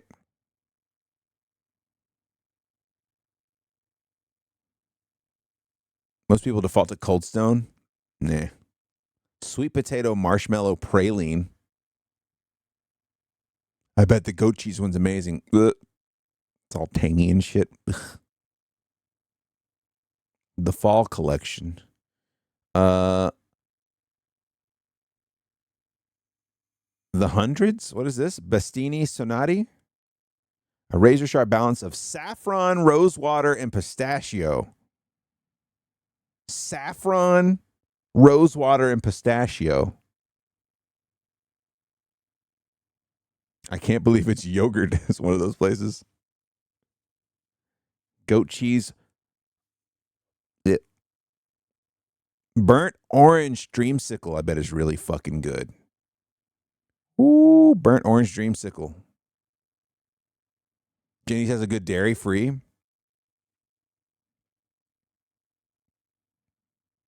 Man. Sparkling cherry pie. Ooh, sour cherry tingling Szechuan peppercorn ice creams with tart cherry jam and buttery shortbread crust. Bitch, what are you talking about?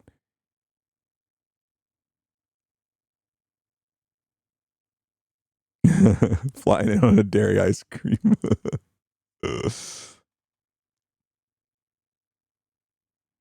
Snow cone sorbet, I bet is awesome. Tahini oat chocolate cookies, I bet is good. Green mint chocolate chip. Ooh.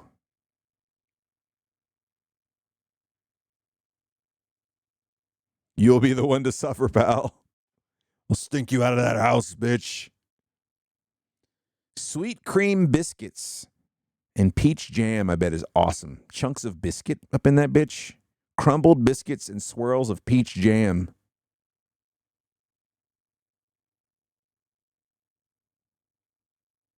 Brambleberry crisp. Chris usually gets that one. They have that one at the grocery store. Salty caramel, cookies and cream, brown butter and almond brittle is the other one she gets. We got the powdered jelly donut. It wasn't that great. Maple soaked pancakes are probably, I don't know. Maple can be overdone to me. Blackout chocolate, caramel pecan sticky buns, Boston cream pie, gooey butter cake, buttercream birthday cake. I do like a good birthday cake ice cream. The orange one looks so banging. It does. What up, Jay Squish? Burnt orange and cream. The high five candy bar. All right, so let me tell you my fucking guilty pleasure here. So this one's peanut butter, caramel, chocolate, pretzels in a perfect harmony. Here is my fucking guilty pleasure right now. I get a chocolate protein shake, like premium protein or whatever, in the little fucking shaky carton. 6 ice cubes, protein shake, 2 scoops of peanut butter, and a handful of pretzels, and I blend that shit up in the blender. It's a high five candy bar, motherfucking protein shake. It's really good. Salty sweet.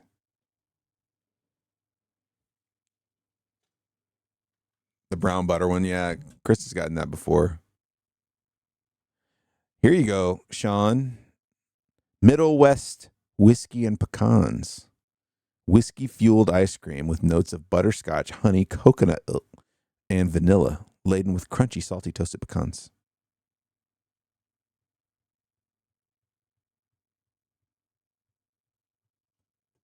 Didn't know mid. Middle West FPS and pecans. And that's the FPS stands for, right? Fucking pecan sundae. Lemon blueberry parfait. Wild berry lavender. Strawberry buttermilk, honey vanilla bean. Brandied banana brulee. They did one skillet cinnamon rolls, pineapple upside down cake. God damn, how many fucking Texas sheet cake? They got a lot. There's the dairy free. Oh, there's a couple of dairy free options. Dark chocolate truffle, cold brew with coconut cream, Texas sheet cake, lemon bar. Oh, I bet lemon bar is good. Brown sugar and cinnamon Pop-Tarts. A hot toddy sorbet with premium whiskey.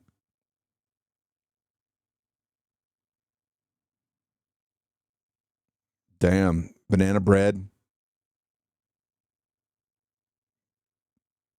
Head lasso. Biscuits with the boss. Crumbled shortbread cookies. Buttery sweet cream. God damn, man. Wedding cake. Fluffernutter. That sounds good. They did one. Look at this gray one. It's gray in color. It's called Sunshine. Sun-kissed lemon and sweet tart tangerine with radiant passion fruit. Tastes like sunshine on a cloudy day.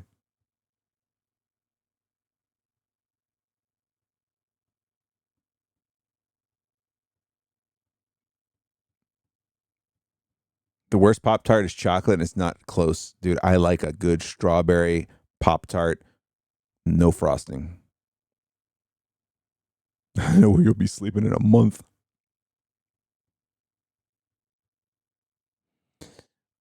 Jenny's did a flavor with, let's see, it was Jenny's ice cream with Dolly Parton.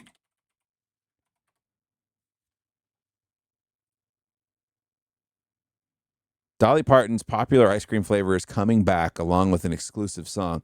Yeah, it was a strawberry pretzel pie, especially for Dolly Parton, especially made for Dolly Parton.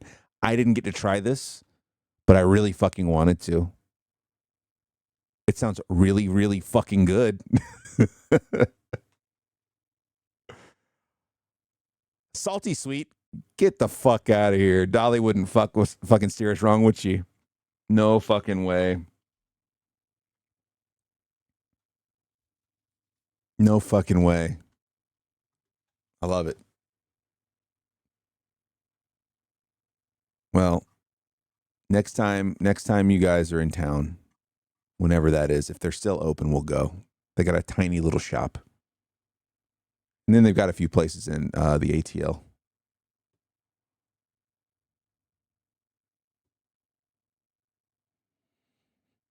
You can't trust cashews. We're all Pop-Tarts.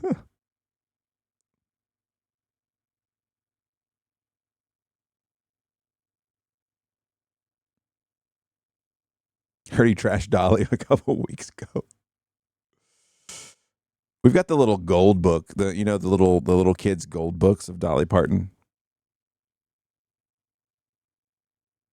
A strawberry milkshake Pop-Tart?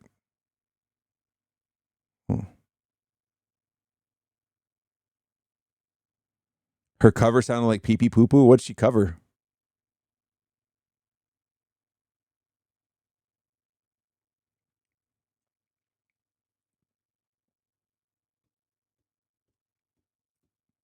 I sent Curdy a thing the other day that was like a fucking jazz, like a jazz ensemble that was covering Nirvana.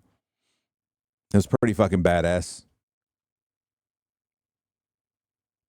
It's kind of like the Drumeo videos where they listened to the song and then they went and they did a jazz version of it.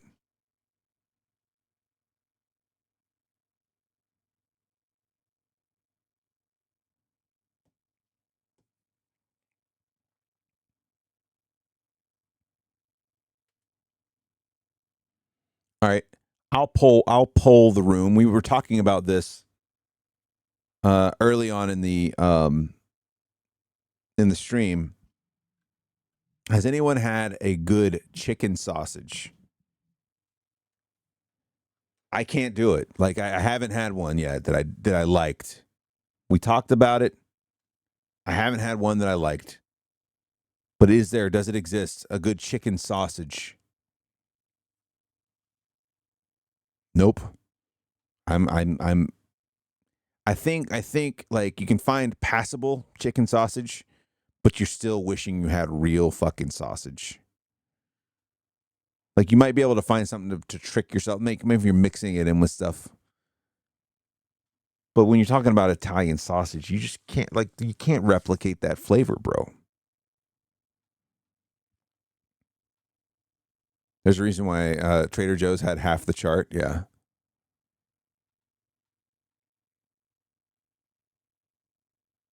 Yeah. I don't think it's possible.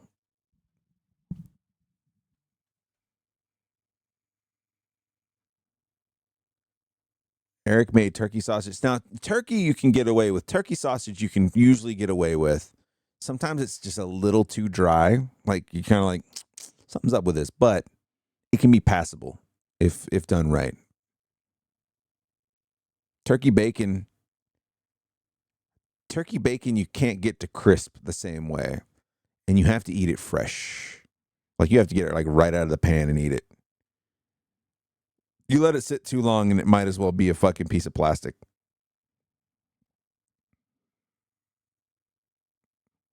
The texture is just like tough.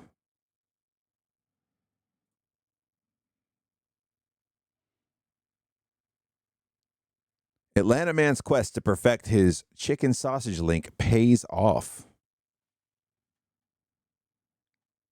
No, I'm not a subscriber. Lawton Sausage Company.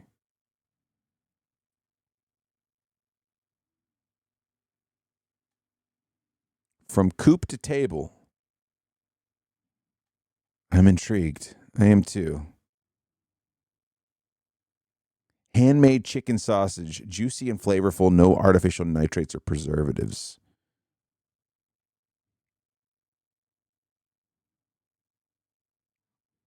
That biscuit looks pretty fucking good.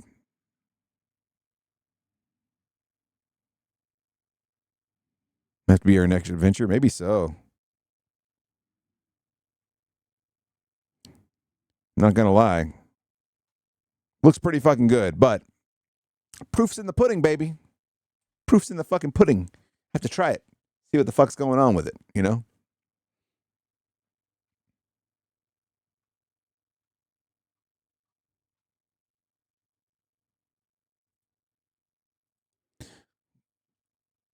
Proof's in the frozen custard.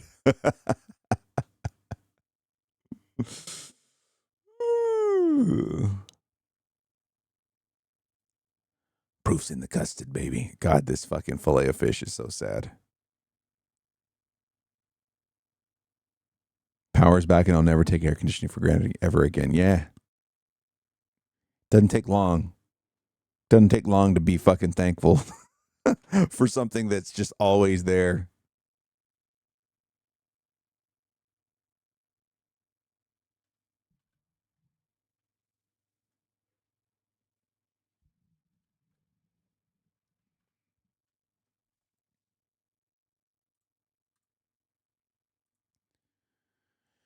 Oh, man. Let's see.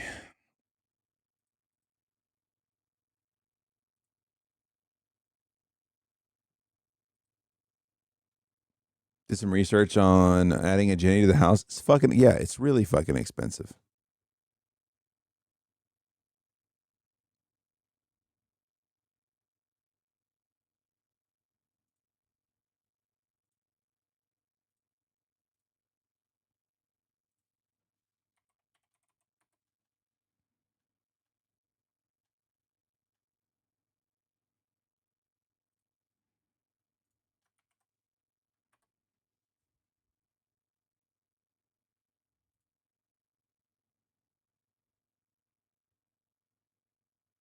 Power's always going out, dude. We're pretty thankful. It doesn't take.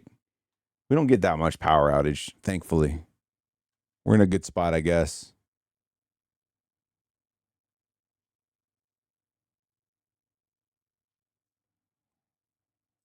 What did Lincoln Park announce something?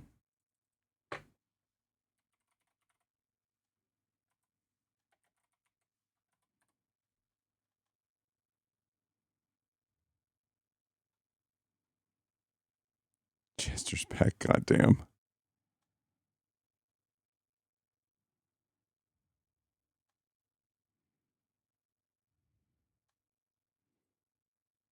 All right. Just in time for Halloween. Jesus Christ. Let's see what the news is.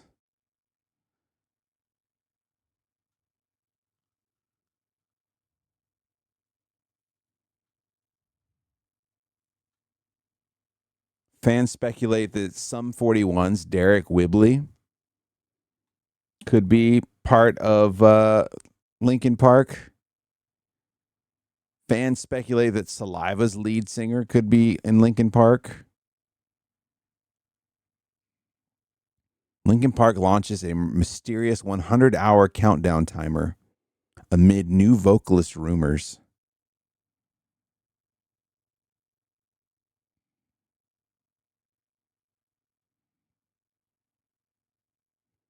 Sum 41's Derek Whibley.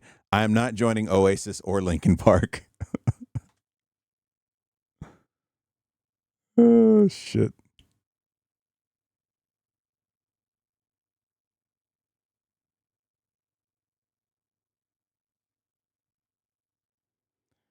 Haven't seen Mike on Twitch at all lately. Oh, Shinoda? He just might be busy. I mean, he was making money off of it, but I mean, not that he needs it. I wonder if that's just like a when he's not busy doing shit. Josie Scott? Ugh, I hope not.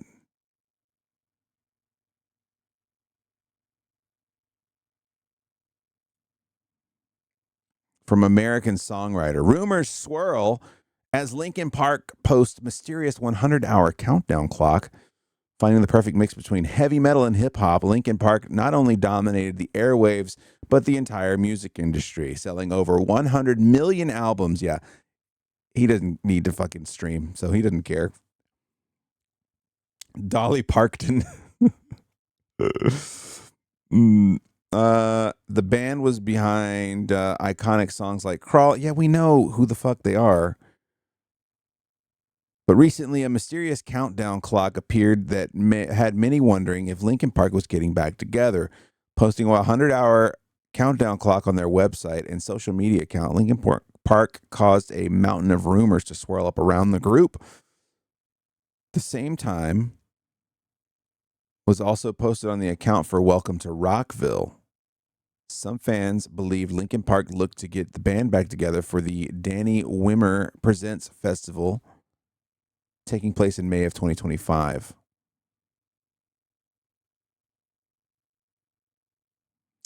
Who will take over for Chester Bennington and Linkin Park? As for who will take over for Bennington, an entirely different set of rumors claimed Linkin Park looked to add a female to the lineup. Orgy's Jay Gordon. Orgy, remember fucking Orgy? Holy shit.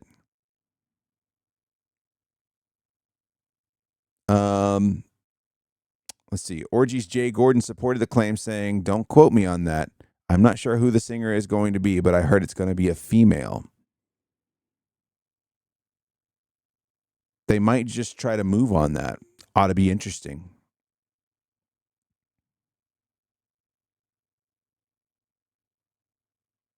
Ross and Roll. Weird Al.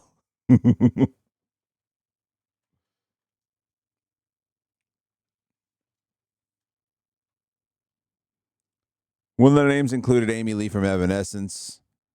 Lee opened up about rumors to set the record straight. She said, "I have not heard that. No, I have not been contacted by them or anything like that." Who knows, man? I mean, no one's going to be Chester, right? No one's going to be Chester Bennington. Pivot. Their first single, Pivot.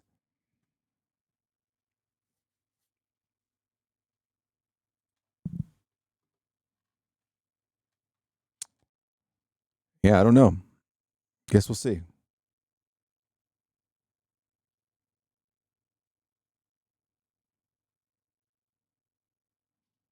Yeah, so many people are taking it as fucking real. Like that it's actually going to be a fucking female. What up, J-Pod? How are you, buddy? How goes it? We're talking about the mysterious Linkin Park countdown. What does it mean? Linkin Park could go out on tour and just fucking just play tracks of Chester for his parts. And they'd still do just fine. I've seen them live one time, and they were really, really fucking good. I didn't even get to see the whole show because I was working it at the radio station. Dolly Parton's going to stand in for the Hybrid Theory remaster.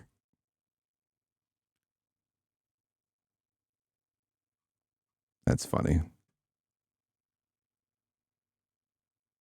And now, like, talking about Jay Gordon from Orgy makes me want to fucking listen to Orgy again. They had some fucking bangers. I didn't even really like Blue Monday all that much. I liked a lot of their fucking other songs. Dreams in Digital was good. Blue Monday was meh. Stitches was another one that was really good. Fiction, Dreams in Digital. Yeah. The one album was a banger. Stitches, yeah. Fiction was a good one. That was off their second album. Stitches was off their second album, too. I enjoyed them. I got to see him open for Korn during the I didn't go to Family Values. It was the Spike and Ike's Sick and Twisted tour was when it's like also like a fucking cartoon festival that's in between bands. But it was, get this lineup. Let me make sure I get it right. It was Orgy. It was Stained, pre-Trump Stained, during their fucking big album, their breakout album.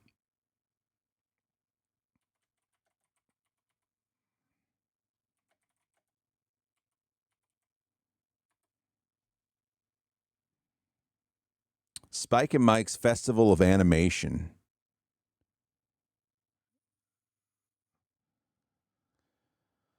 Let's see.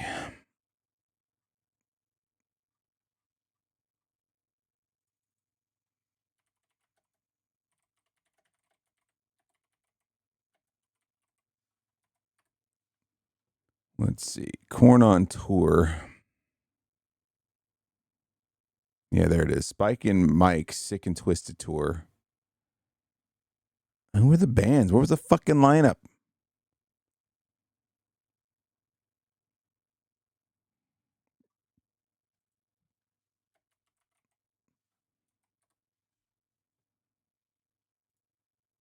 It's an Angel Fire page. God, am I gonna get a fucking? Am I gonna get a fucking virus going here? It's in 2000, and it was in Atlanta on April 13th of 2000. Stained, Corn, Orgy, and what was that other fucking band's name? God, I can't remember their fucking name. Aaron loses. It would have been patched in 2003. That's true. That's true. Who's that other fucking band that, like, they never got big, but they toured with everybody for a little while? Not Spike 1000. That was another one. Nonpoint toured with a lot of fucking bands for a long time before they ever got big for their cover. The Phil Collins cover. Oh my God, who was it?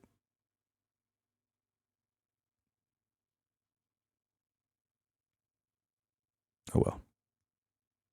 Gonna get contacted by a Nigerian prince now? Yeah, probably.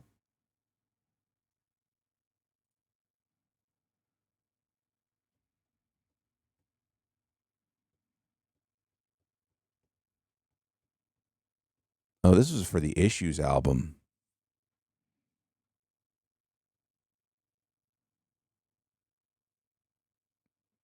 Man, I don't know why I can't remember that band, because I know J-Pod would be like, "Oh my God, those fucking guys." Mindless Self-Indulgence. Mindless Self-Indulgence. Does anyone remember them?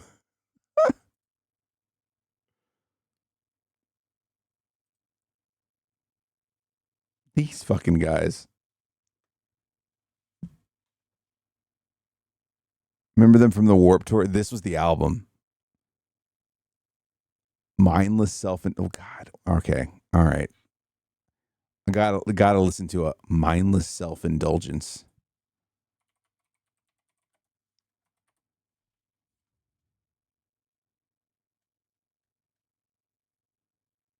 $14 years ago? No, that wouldn't be it. 16 years ago? Jesus.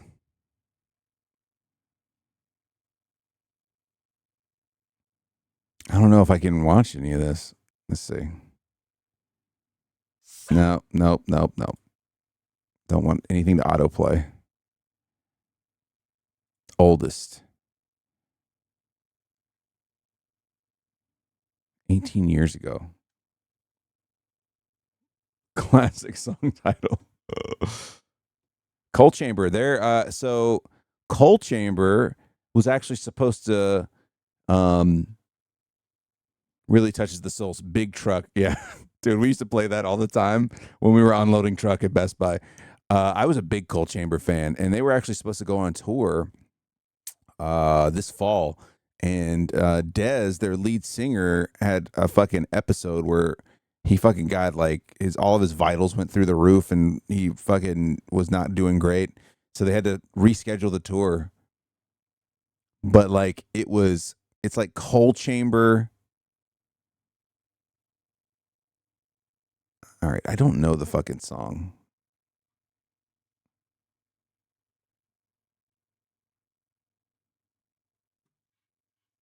Let's see. Who was all on this fucking tour?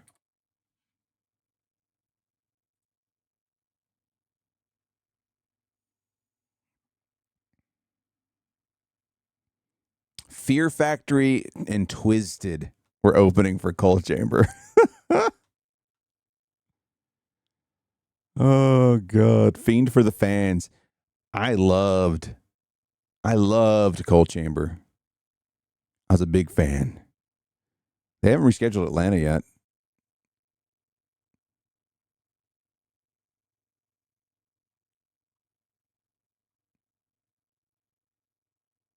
The fact that Fear Factory would be lower on the bill, I don't even know how many of the original members of Fear Factory are still there. At least they're billed above Twisted. I think Coal Chamber was like commercially bigger than fucking Fear Factory, though. It makes sense to me.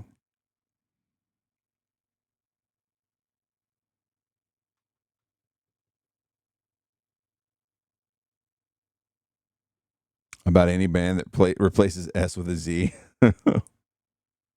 What, they're terrible?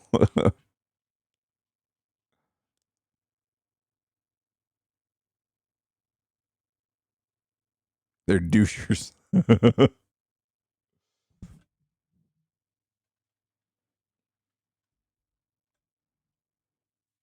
Like how any band with the.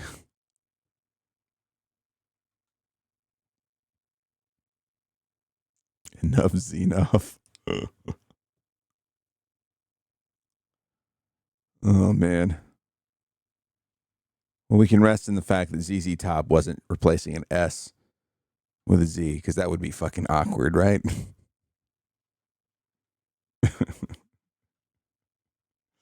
That'd be weird. They'd have been huge in Germany. God damn. So dumb. They'd open for Kid Rock. They would. Oh, man. So, the fuck Bud Light tour. So, though I don't like to really admit it, I have seen Kid Rock live a couple of different times. One time was the Metallica Sanitarium Stadium tour, or whatever it was called. And it was like,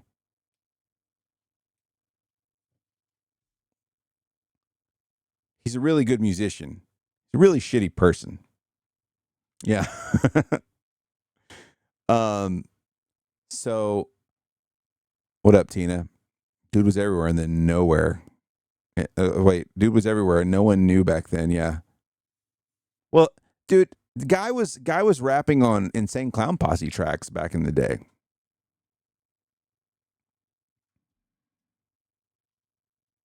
He was rapping on Insane Clown Posse tracks.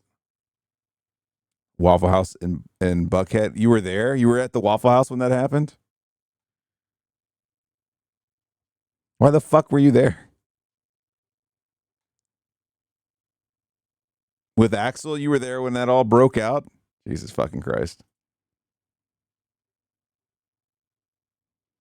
That's like a whole genre, by the way, of Waffle House fights is like a whole fucking genre, just like bum fights back in the late 90s, early 2000s.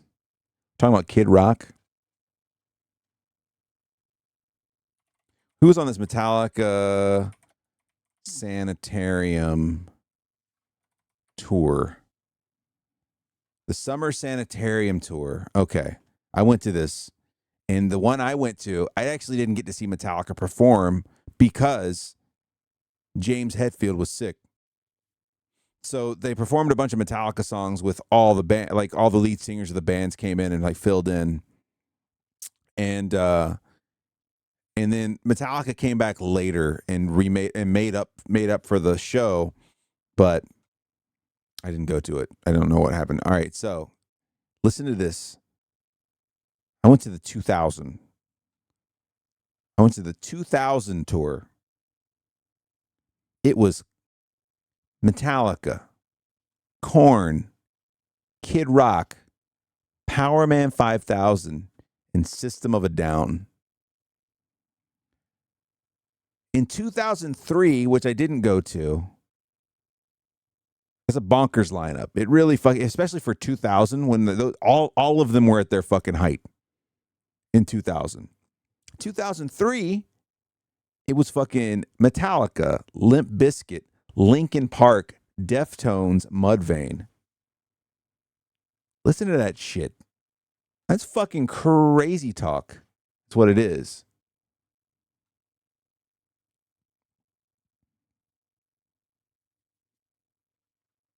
It's crazy talk. If only we knew what we had. It's so crazy. But yeah, so I went to that show. So I saw Kid Rock there. This is before he was really like, I don't know. He was really leaning into hip hop. Joe C, his little fucking sidekick was still alive. JOE to the C-Ho. Call me Joe C, got more game than Coleco, you know, that guy. And then I saw him again. This is when I don't think I was married to my ex-wife yet. No. But her boss got tickets to see Kid Rock in Atlanta at like one of the arenas, like Gwinnett Arena. And I remember being like, oh, well, it's the Kid Rock show. Sure, I'm sure it'll be fun. I wasn't really listening to any of his new stuff. And fucking the middle of the show, fire. And a huge rebel flag drops in the background. And the crowd's like, and I was like, I need to get my brown ass out of here. This is fucking weird. This is fucking weird.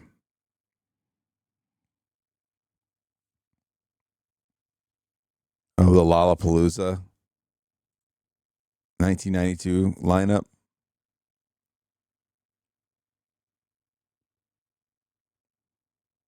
System of a Down is one of those bands you wish you got to see live.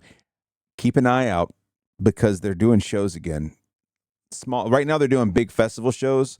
Most likely they'll get that itch in the wallet and they'll probably go out on a tour. They just played the Golden Gate Bridge in San Francisco with the Deftones like 2 weeks ago.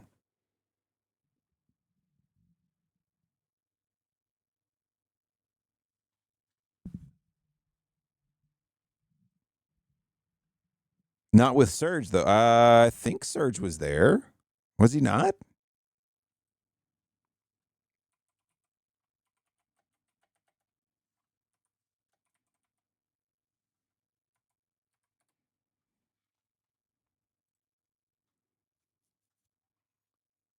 Let's see. System of a Down live at Golden Gate Park.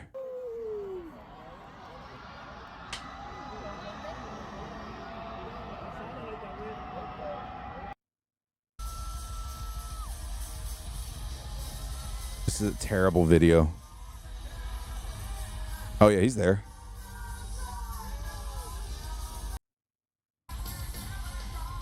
Yep.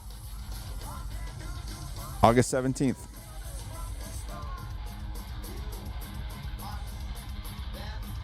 All right. I can't watch a shitty video of it, but yeah. So he was there. Fucking huge. I'm going to see Bill Murray in like 2 weeks, J-Pod, by the way. Bill Murray.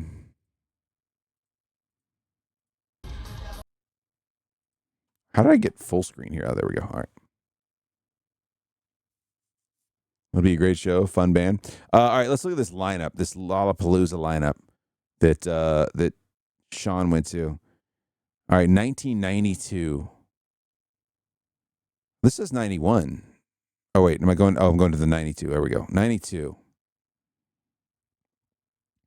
Oh, goddamn, dude. All right, here we go. 1992 Lollapalooza. Main stage. Red Hot Chili Peppers. Ministry. Ice Cube. Soundgarden. The Jesus and Mary Chain. Pearl Jam. And Lush. Wow. That's fucking crazy, dude. And on the side stage, you had House of Pain, Cypress Hill, Sweaty Nipples, whoever the fuck that is.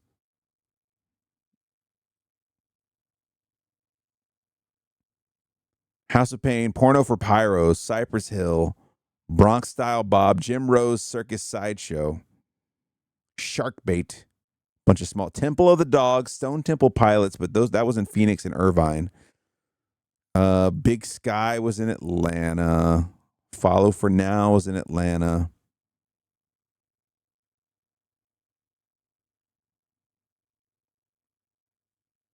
Rage Against the Machine was Irvine. It's pretty fucking cool, man. I would have been Navarro Peppers, though. I mean, still Peppers. I don't know. The older I've gotten, the more I'm just kind of like, eh. Red Hot Chili Peppers just doesn't do it for me. Wish I had known what I was seeing. I think that's the beauty of it, though, right? I've got this like I'm supposed to do a fucking podcast with Sheets. It's been a while. I've got this. I want to talk about like nostalgia. And I think that's the key to good nostalgia is not realizing what was going on in the time it was going on. That's why it's so nostalgic, right? That's why I like purposeful nostalgia when you're like, one day I'm going to look back at this. It's going to be fucking great. Like all the shit that you were taking for granted at the time becomes the strongest shit later, right? So you can't like build in your nostalgia. Like I was talking to my wife about it. Like you remember like things you did when you were a kid, the houses you lived in, the the games you played, the people you hung out with. Like your parents probably didn't care, but could never guess what was going to stick with you, and you still think about when you're in your fucking 30s and 40s, right? It was Lynch Mob Cube right after NWA. That's fucking great. So like we think about like, oh, I wonder if the little ones are going to remember this, and this. And I'm like, man, I think it's all the shit we're not paying attention to that they're going to remember. They're going to remember like running through the house, playing chase, dad's a monster and he's chasing us and he catches us and tickles us. Like they're going to remember like that shit. They're not going to remember like, oh, we had this kind of thing or this kind of that. Like it's going to be all tied to shit that we're not thinking about right now.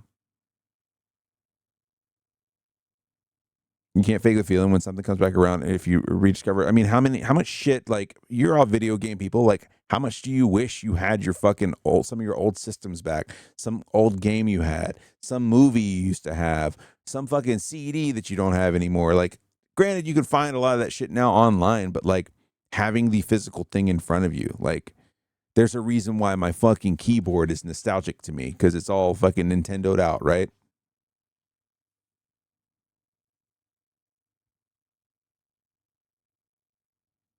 Yeah, absolutely. They do remember big events though. Yeah, and big events are a thing too. But like when you're talking about truly nostalgic stuff that like blows your fucking mind when you're reminded about it later, it's like shit that you just. So when I go back and I look at like, oh, I just happened to be at a show where it was like Korn and Kid Rock and fucking System of a Down and like all these big fucking shows, and you're like, damn. And I went to so many goddamn concerts, It's also like much more affordable to go to concerts. It's much more affordable to go to concerts. I wish I still remembered what. Let's see. My first concert was Kiss in 1996. How much was a concert ticket to Kiss in 1996?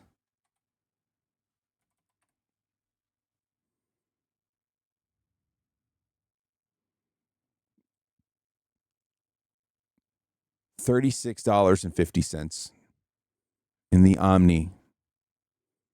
October 1st, 1996. You were born in 96?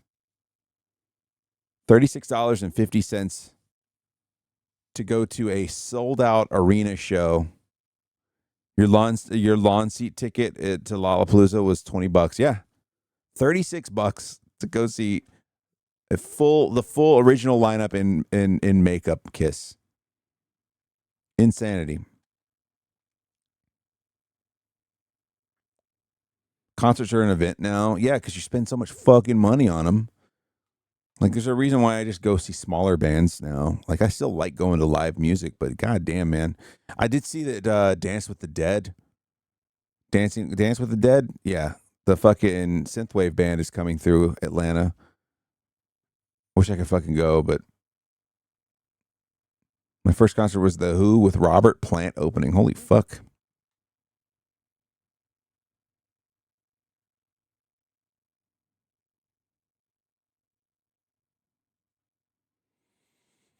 Insane, man.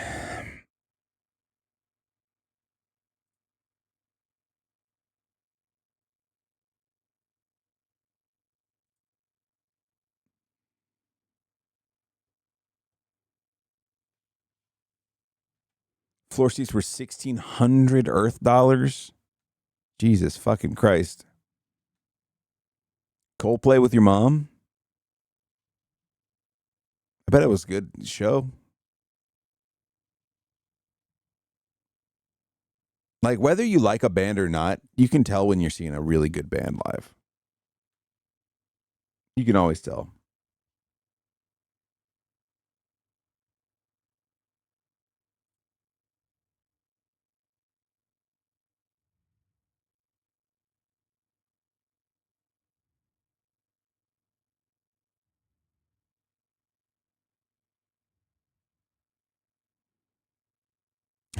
Here you go. Before the concert in Atlanta on July 7th, 2000, frontman James Hetfield injured his back in a jet skiing incident and was forced to sit out 3 shows. Newsted sang most of the songs during these concerts, and the vocals and rhythm guitar were also taken by musicians from the supporting acts, such as Kid Rock and his guitarists, Jason Krause, Serge Tankian, and Darren Malakian of System of a Down, and Jonathan Davis of Korn. The tour grossed $42 million in 2000 and $48 million in 2003. He did that at Lake Lanier. Fucking dick. Family Values Tour might have been your first.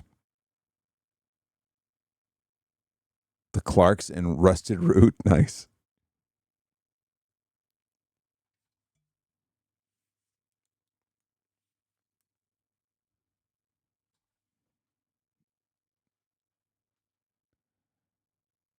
I don't know, man. It definitely, it's what I mean. It's just getting older, right? Like, things just go up in price. I think they're pretty fucking ridiculous now, but it's just what people have now, I guess. People deal with. I mean, I just go see smaller bands or go see bands when they're like touring for their 20th or 30th year, anniversary of an album or something like that. I do like full album shows. Front to back shows are real fun. It's nuts what Swifties will pay. Dude, Taylor Swift is so popular that most venues can have a Taylor Swift dance party night and do pretty fucking well. Charging for tickets to just come to basically have them play a Taylor Swift mix and sell drinks.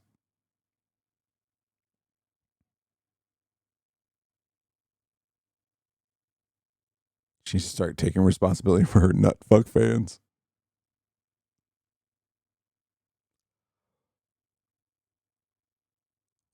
I'm glad I like the stuff that isn't so popular now, but man, even metal stuff that that we talk about, like, it just depends. Just depends. Like, I really want to. Can't Swim's coming back through in November. I don't think I'm going to get to go, but I would love to see them again.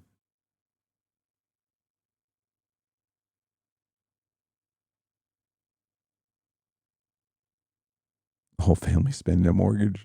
Coming back this way, dude, they're worth it. They're fucking worth it. Saw Dave Matthews at a frat party in Auburn. This was the pre-dropping shit on fucking people on a bridge. Dave Matthews Band. I can't not bring it up. I think it's just impossible to bring up Dave Matthews without fucking talking about dropping shit on people. He will forever be associated with that shit. I'm seeing Ginger and Lorna Shore in October. Nice. The Dave Matthews crime. There's poo in the water.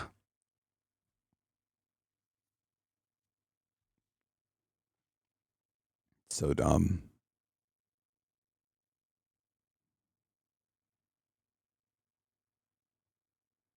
The Dave Matthews Band. Please tell me that bridge has a plaque. Let's just look and see what happens. The Dave Matthews Band Bridge.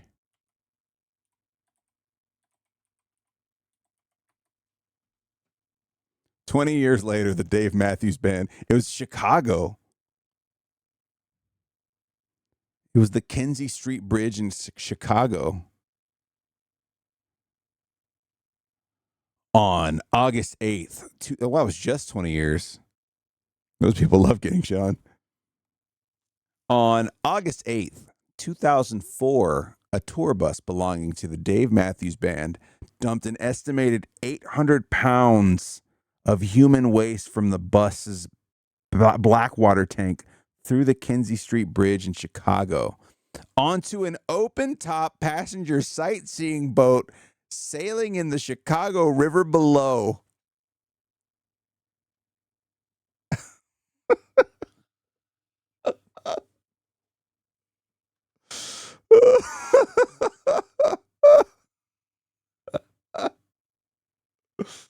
I'm good, man. We're talking about people getting shat on by the Dave Matthews Band, literally.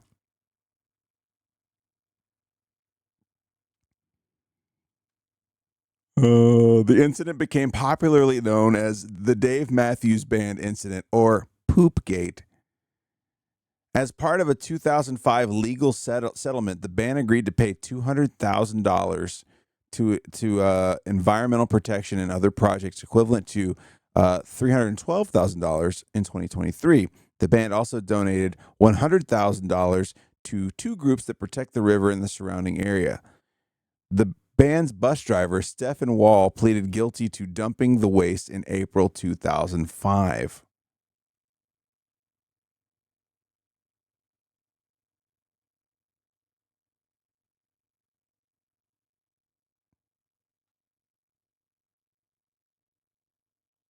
God, can you imagine having 800 pounds of shit drop upon you?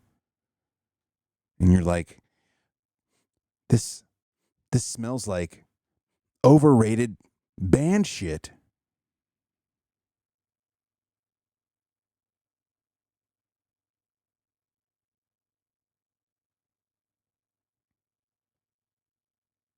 Was recently drafted by the White Sox.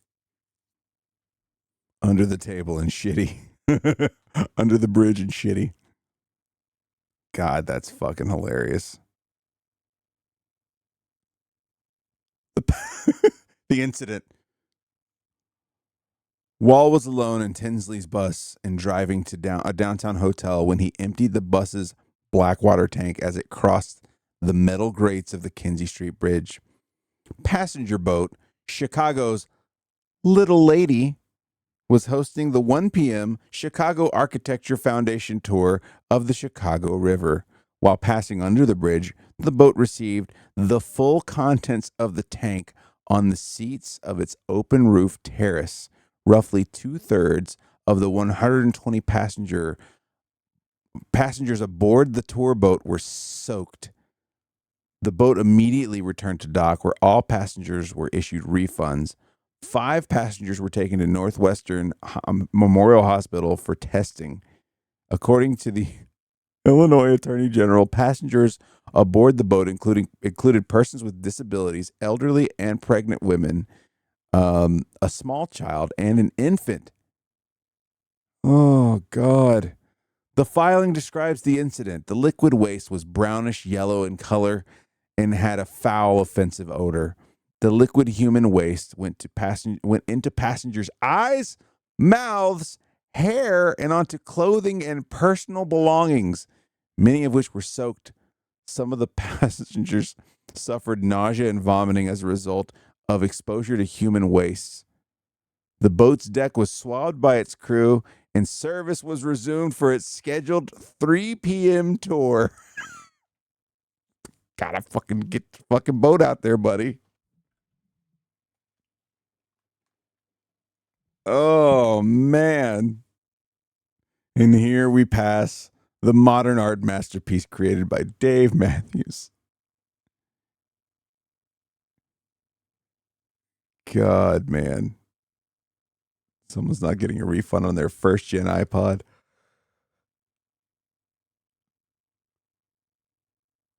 $100, I'm jumping in the river. Goddamn. Jumping in the fucking river. Fuck this. Oh, God. That's so fucking hilarious.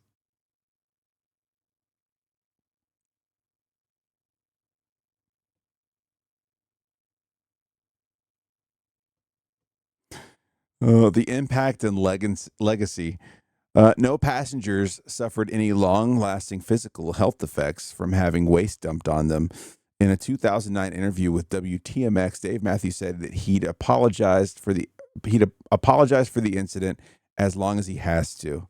Satirical website The Onion published an article about the incident in 2018, containing an edited image supposedly depicting it.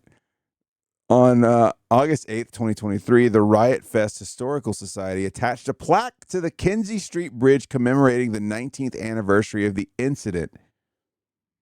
On August 7th, 2024, in anticipation of the incident's 20th anniversary, many previously unknown passengers and crew from the incident spoke publicly about their experience, including the captain of Chicago's Little Lady, Sonia Lund.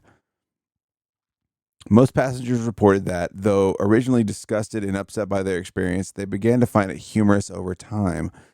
On August 8th, 2024, a documentary film entitled The Crappening was announced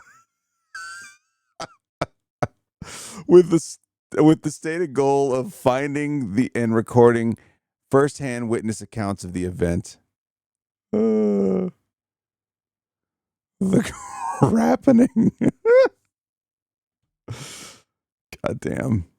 I fucking love it. Man, that's fucking great. God, that makes me fucking happy. Jesus. Fucking Dave Matthew.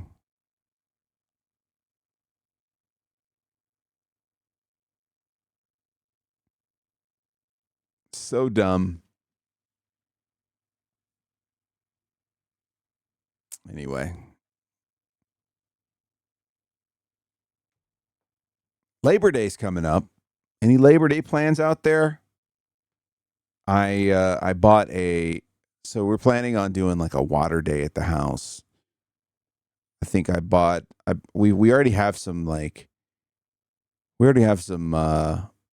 some splash pads, but I was at Target today getting my vaccines and picking up some prescriptions. And I saw they had a little clearance section going on. They were taking down the fucking summer section, right? And for $6, I got a fucking slip and slide. And then for $10, I got this fucking splash pad archway thing. So I'm probably going to break something this weekend slip and sliding. So be ready for that.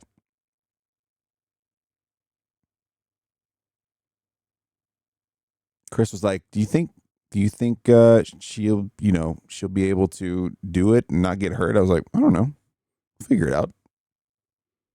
Just got to check the yard really well for rocks. No one wants to catch a fucking rock. Yeah, no one wants to catch a fucking rock to the fucking kneecap or to your goddamn crotch. No stream for a while, guys. I broke my coccyx.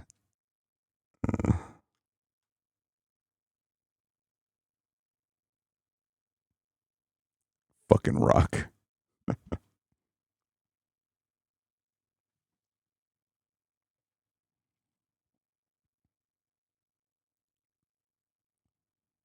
I had 13 tons of rocks taken out today. So many fucking rocks.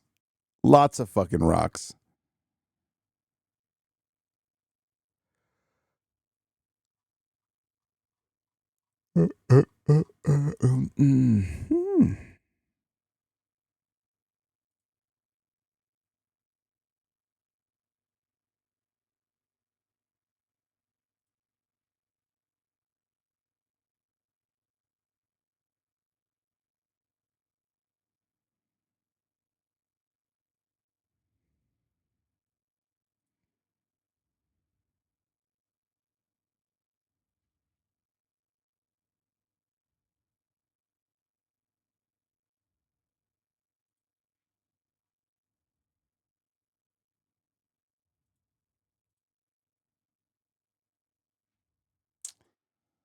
Man, oh man. Gonna dig a sprinkler system over Labor Day weekend and get some topsoil and sod. Man, you're doing like some real, like, more rocks in the DM bathroom. You are being fucking productive. You're doing adult shit. The extent of my adult shit will be clearing rocks out for this slip and slide, and I might go and spray some weed killer on some fucking vines.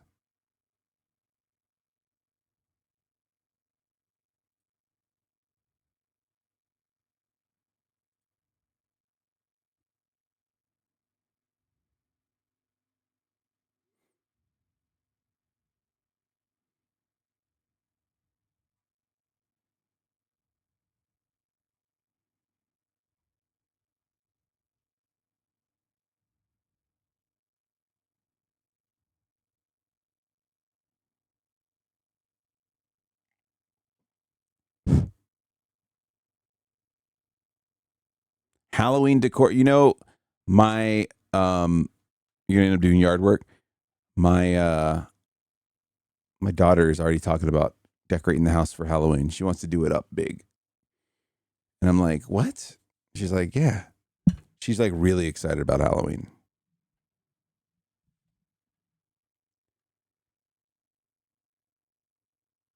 Could finish those in 4 hours. Oh, good luck, man. That's some hard work.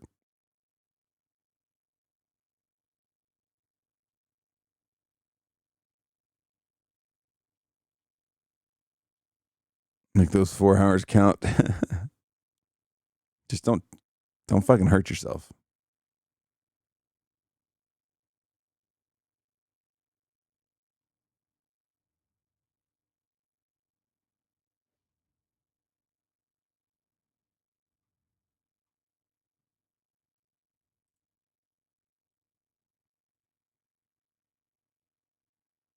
Assembling it downhill shit.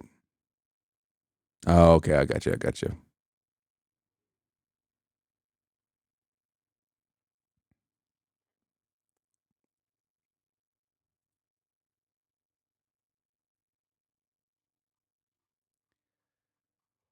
Whew.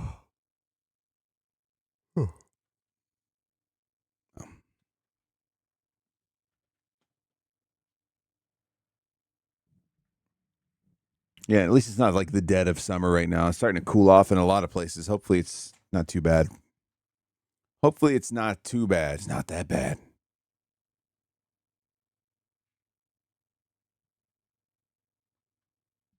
Had you ever heard the Stay Here band I posted in Discord? Apparently they're from Atlanta. Stay Here.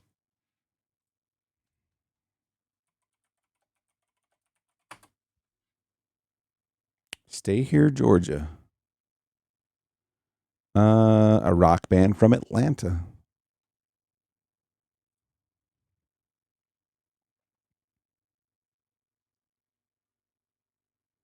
Let's see. Oh, they just played a show. Well, yeah, they played a show in July. No, I need to check them out.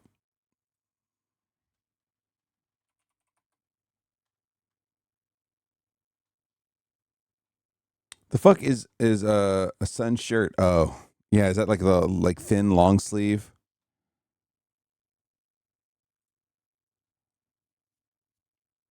Post trauma. New game.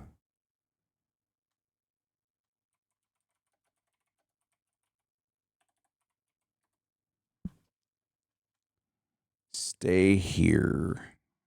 Which video did you post? You posted Sunlight? Was that one? No. Blood and Bones.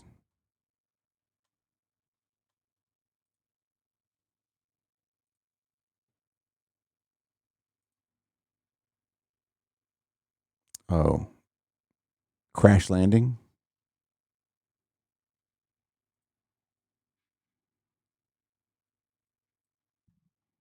It's definitely not on there. Oh, is this on a different thing? Okay, so this is interesting. Not on their actual YouTube page. It's on some weird channel.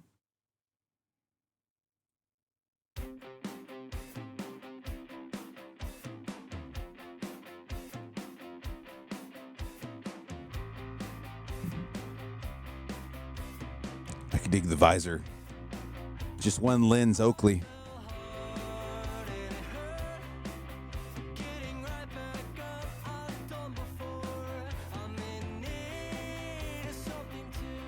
They sound like Weezer mixed with another band.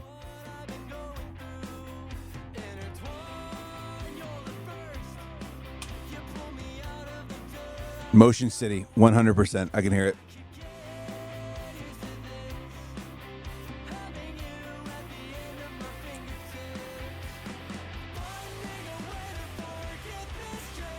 This is 100% Motion City soundtrack.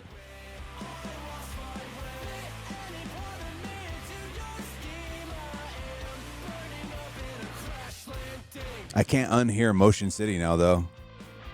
I like them.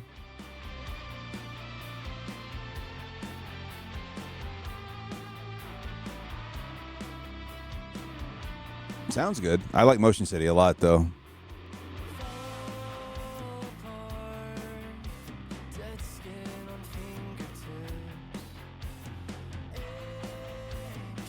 You digging homie's dunce hat? I couldn't tell if it was a dunce hat or if it was a fucking gnome, like a gnome hat. Like the gnomes.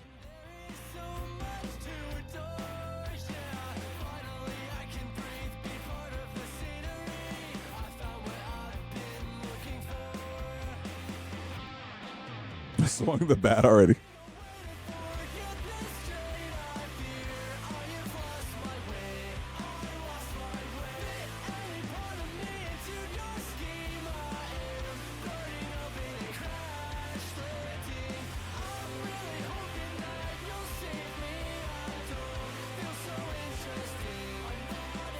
I'd go see him live. Sounds good.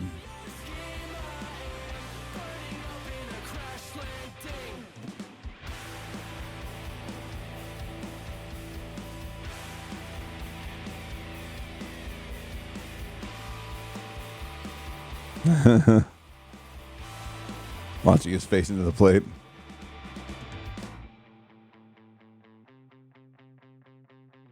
Lots of really not good bands there too. Yeah, I guess that comes with the territory of promoting smaller bands, right?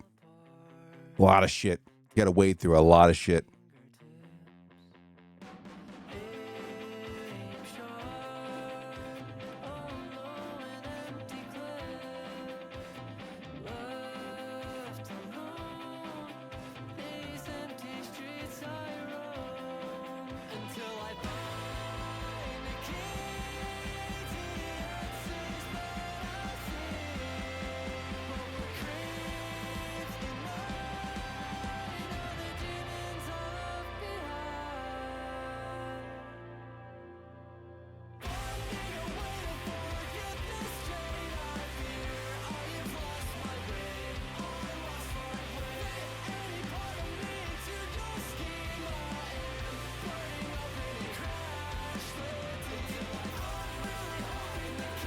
Solid song, J-Pod.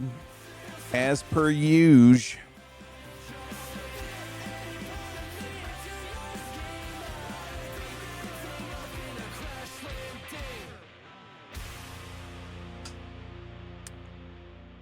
Yo, Mid, have a good night, buddy. Thanks for stopping by. Appreciate it. So keep that band in mind, and then listen to Motion City soundtrack if you haven't. If you haven't before. What do you think is their most popular song?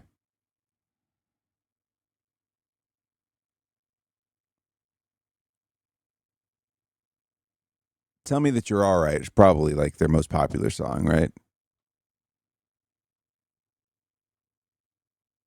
They have a lot of popular stuff. A lot of popular stuff. Yeah, they do. Let's see. Motion. Not Motionless is white. Motion City soundtrack. Let's see. Commit This to Memory was the 2005 album, coming up on 20 years. Holy fuck. They did a 15-year tour, and it had to all get canceled because of COVID, but Attractive Today is really a good one. Let's see.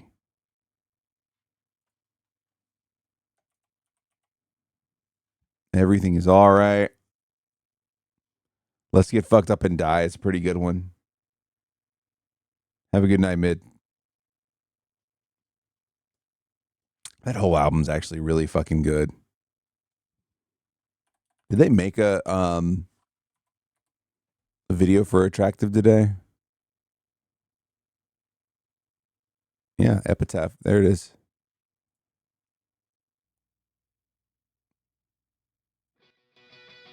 So this guy sounded a lot like him.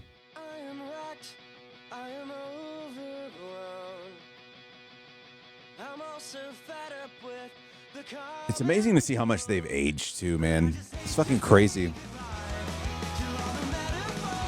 I'm sure it's amazing to see how much I've aged, but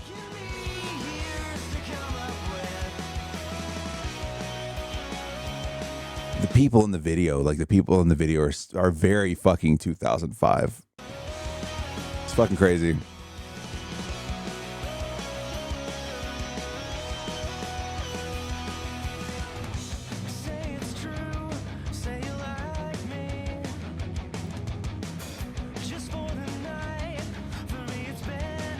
Imagine looking 2005.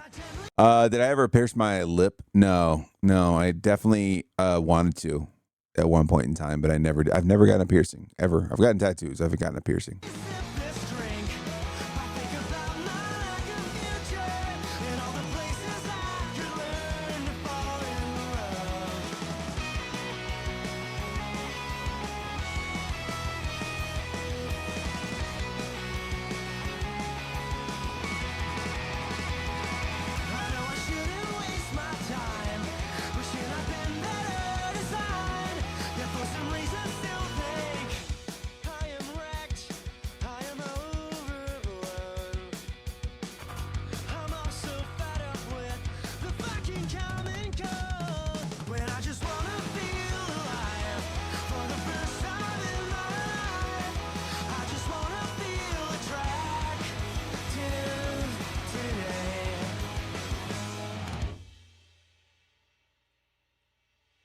Yeah, man.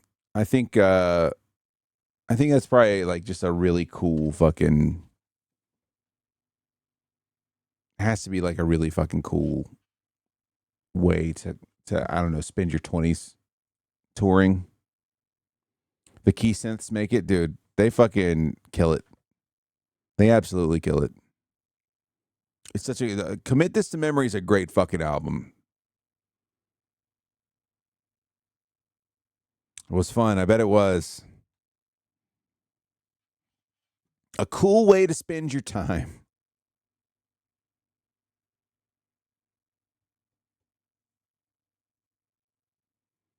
Poncho and the Wizards is a cool name.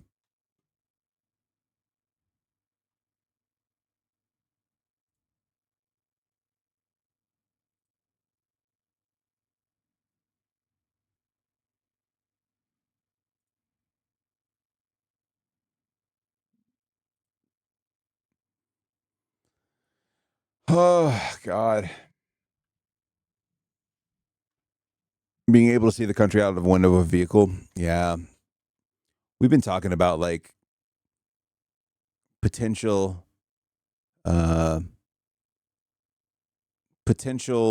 road trips, family road trips in the future, or obviously when the kids are a little older.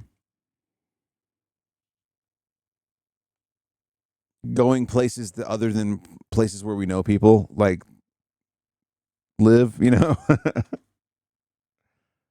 why I do road trips. Some areas are just great to drive through, some not. I mean, I think that's really, it's almost just as important to see all that shit too, you know, to see both sides of the coin, so to speak.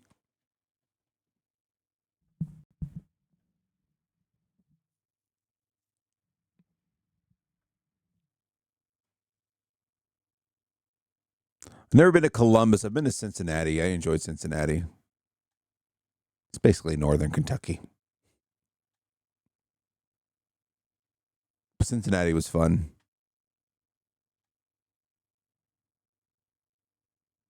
Every state has at least one good thing to see.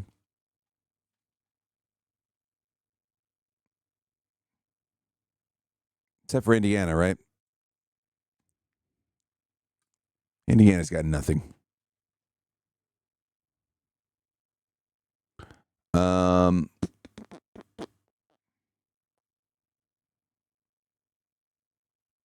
Yeah, I mean, driving through the thick of Indiana is brutal. I've been to South Bend. I went to a fucking, I don't even know how I got to go to this thing. If I remember correctly, it was the girl I was dating at the time, was her best friend. Got married in the fucking Basilica in Notre Dame. Everything around Notre Dame is a fucking shithole.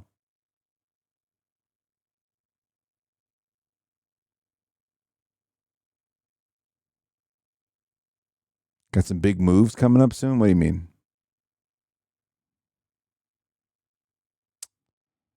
I was going to look at something. I can't remember. Oh, well. I had to stay in Hammond, Indiana for work, and it was the shittiest place I'd ever seen in all my years on Earth. Good old welcome to Hammond, Indiana.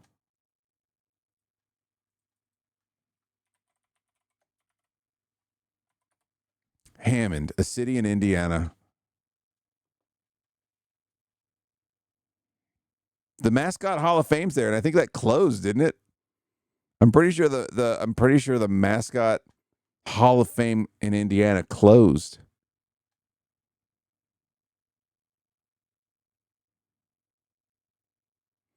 The city of oh, there it goes. Look at the city of Indiana's fucking website that finally loaded.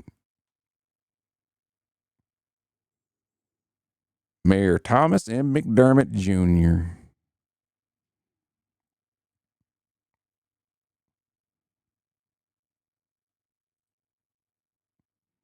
How quick links for citizens. How to move the fuck out of town.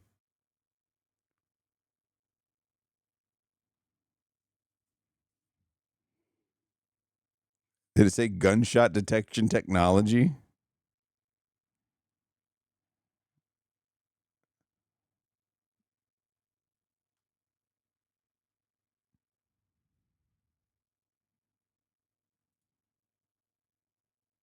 In the top scroll, did it really?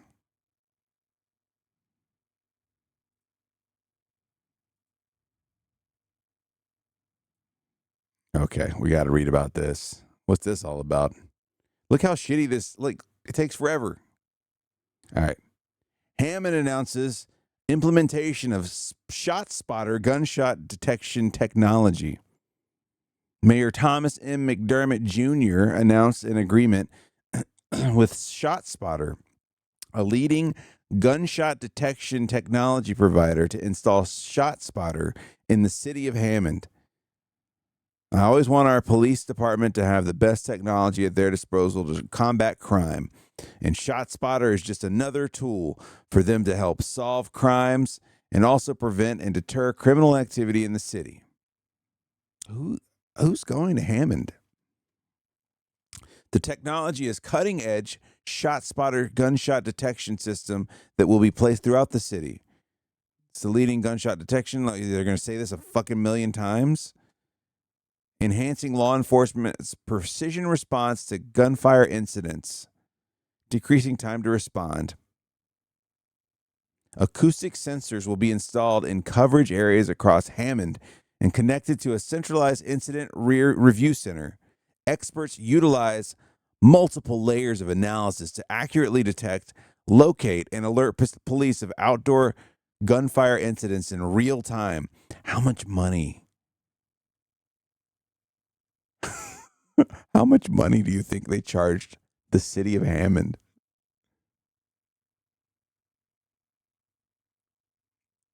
Two layers. It's a triangulation of microphones. How much money did they charge Hammond? The recipient of a $300,000 grant from the Bureau of Justice Assistance with the United States Department of Justice to help fund the ShotSpotter technology. So it was at least $300,000. Additionally, the mayor and all district council members have pledged part of their casino gaming funds to pay for this technology. So $300,000 plus casino gaming funds. God, you know, there's just some asshole kids that just ride around town throwing fucking firecrackers.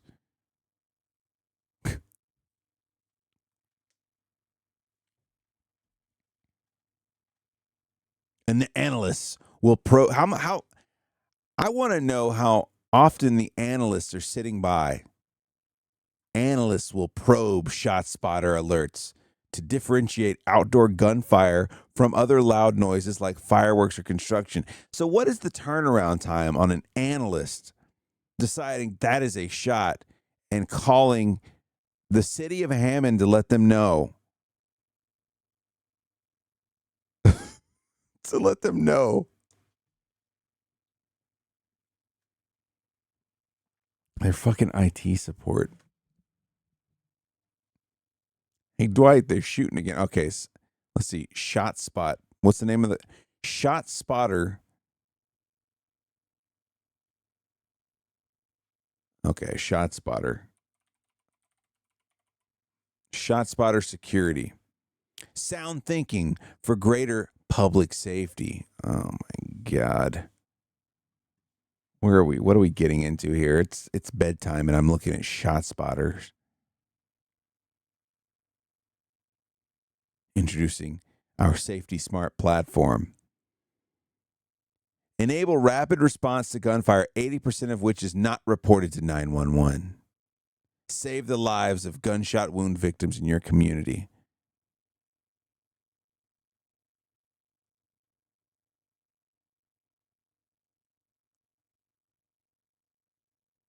Oh my God.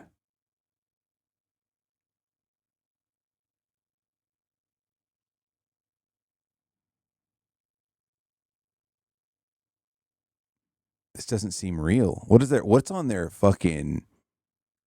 Instagram? That's what I want to know.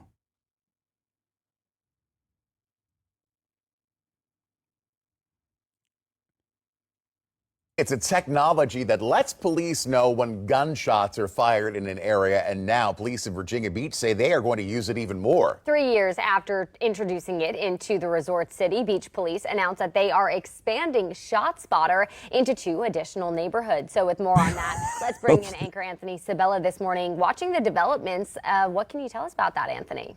Yeah, good morning, Blaine and Aaron. So this technology is going to be deployed, as you said, in 2 additional neighborhoods. Virginia Beach Police say it's now operational in the Level Green and College Park areas of the city. Now, those are near Indian River Road. That's just across I-64 from Regent University, otherwise known as the police department's 4th precinct. Beach Police began using ShotSpotter in 2021. This is a technology that detects when a gun we could is recreate the fired studio and here. then alerts police. In a release about the ShotSpotter expansion, VBPD said the tech has picked up more than 1,200 gunfire incidents since first installed. And of those incidents, only 23% were called into 911 by people who heard the gunshots. But police were still able to respond to the rest because ShotSpotter alerted them. Well, now it's in. Oh, dear Lord. Dear Lord. All right.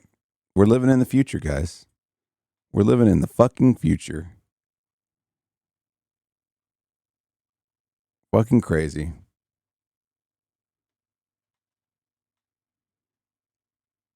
Speaking of COD and cops, did you hear about the poor bastard that was playing Call of Duty in his neighbor apartment building, called the cops about gunfire? The cops showed up 11 p.m. at night. The dude answers the door with a gun because who the fuck bangs on your door after 11 p.m.? The cops see him, tell him to get down. Dude starts to kneel down.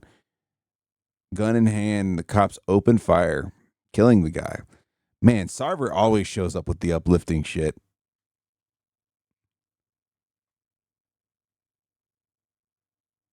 Sounds like it happens a lot. Heard a similar story.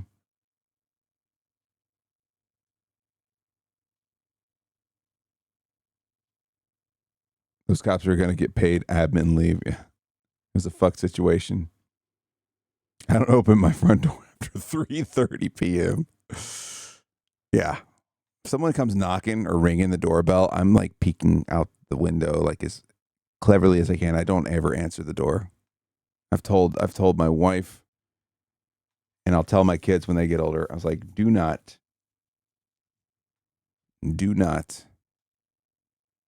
What is Case Builder Solutions? Is this the same shit as what you had going on? Case Builder. Forensic Services. Unless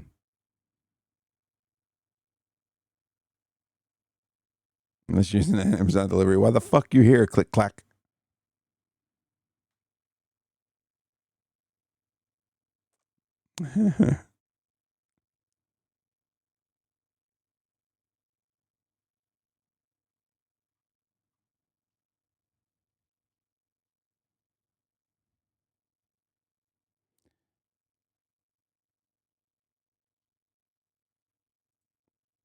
Forensic Services.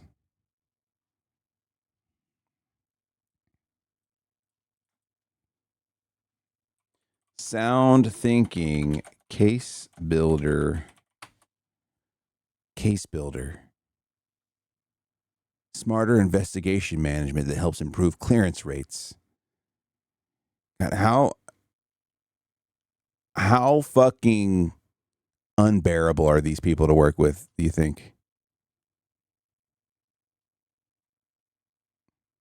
Case Builder. Just a bunch of like fucking angry white nerds.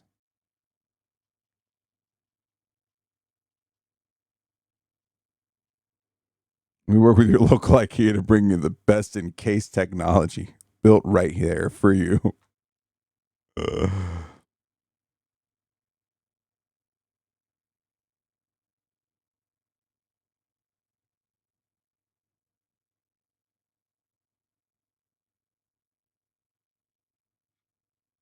Go into contingency mode.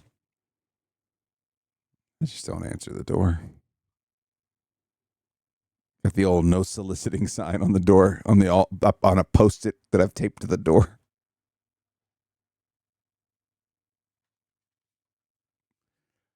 Oh, Christ.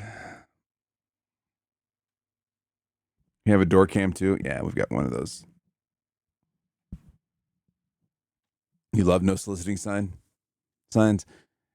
What's funny is like it's worked very well unless it's like someone that's younger. I think there was like some young like Gen Z kids like out fucking whatever they were, leafleting their fucking church or whatever, putting out flyers for their fucking church, and clearly they didn't know what soliciting means. Ring doorbell's worth every penny. Yeah.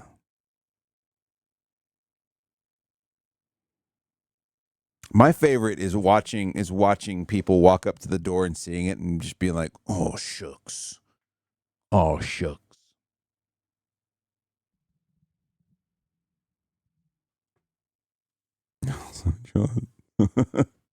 Also, I'm Jewish. No soliciting. Hail Satan. Just draw it inside of write it inside of a pentagram.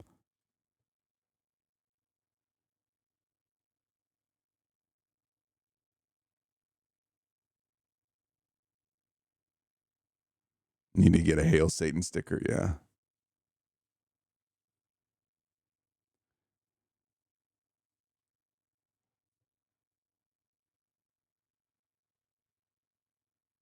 You're in crazy ass Florida though, Sarver. That shit fucking happens like crazy. But yeah, you don't ever crack the door for anyone. Home invasions, fuck that, man. Fuck that noise. You should answer the door in French. Tina just starts talking to him through the door. Now go away, or I will taunt you for a second time.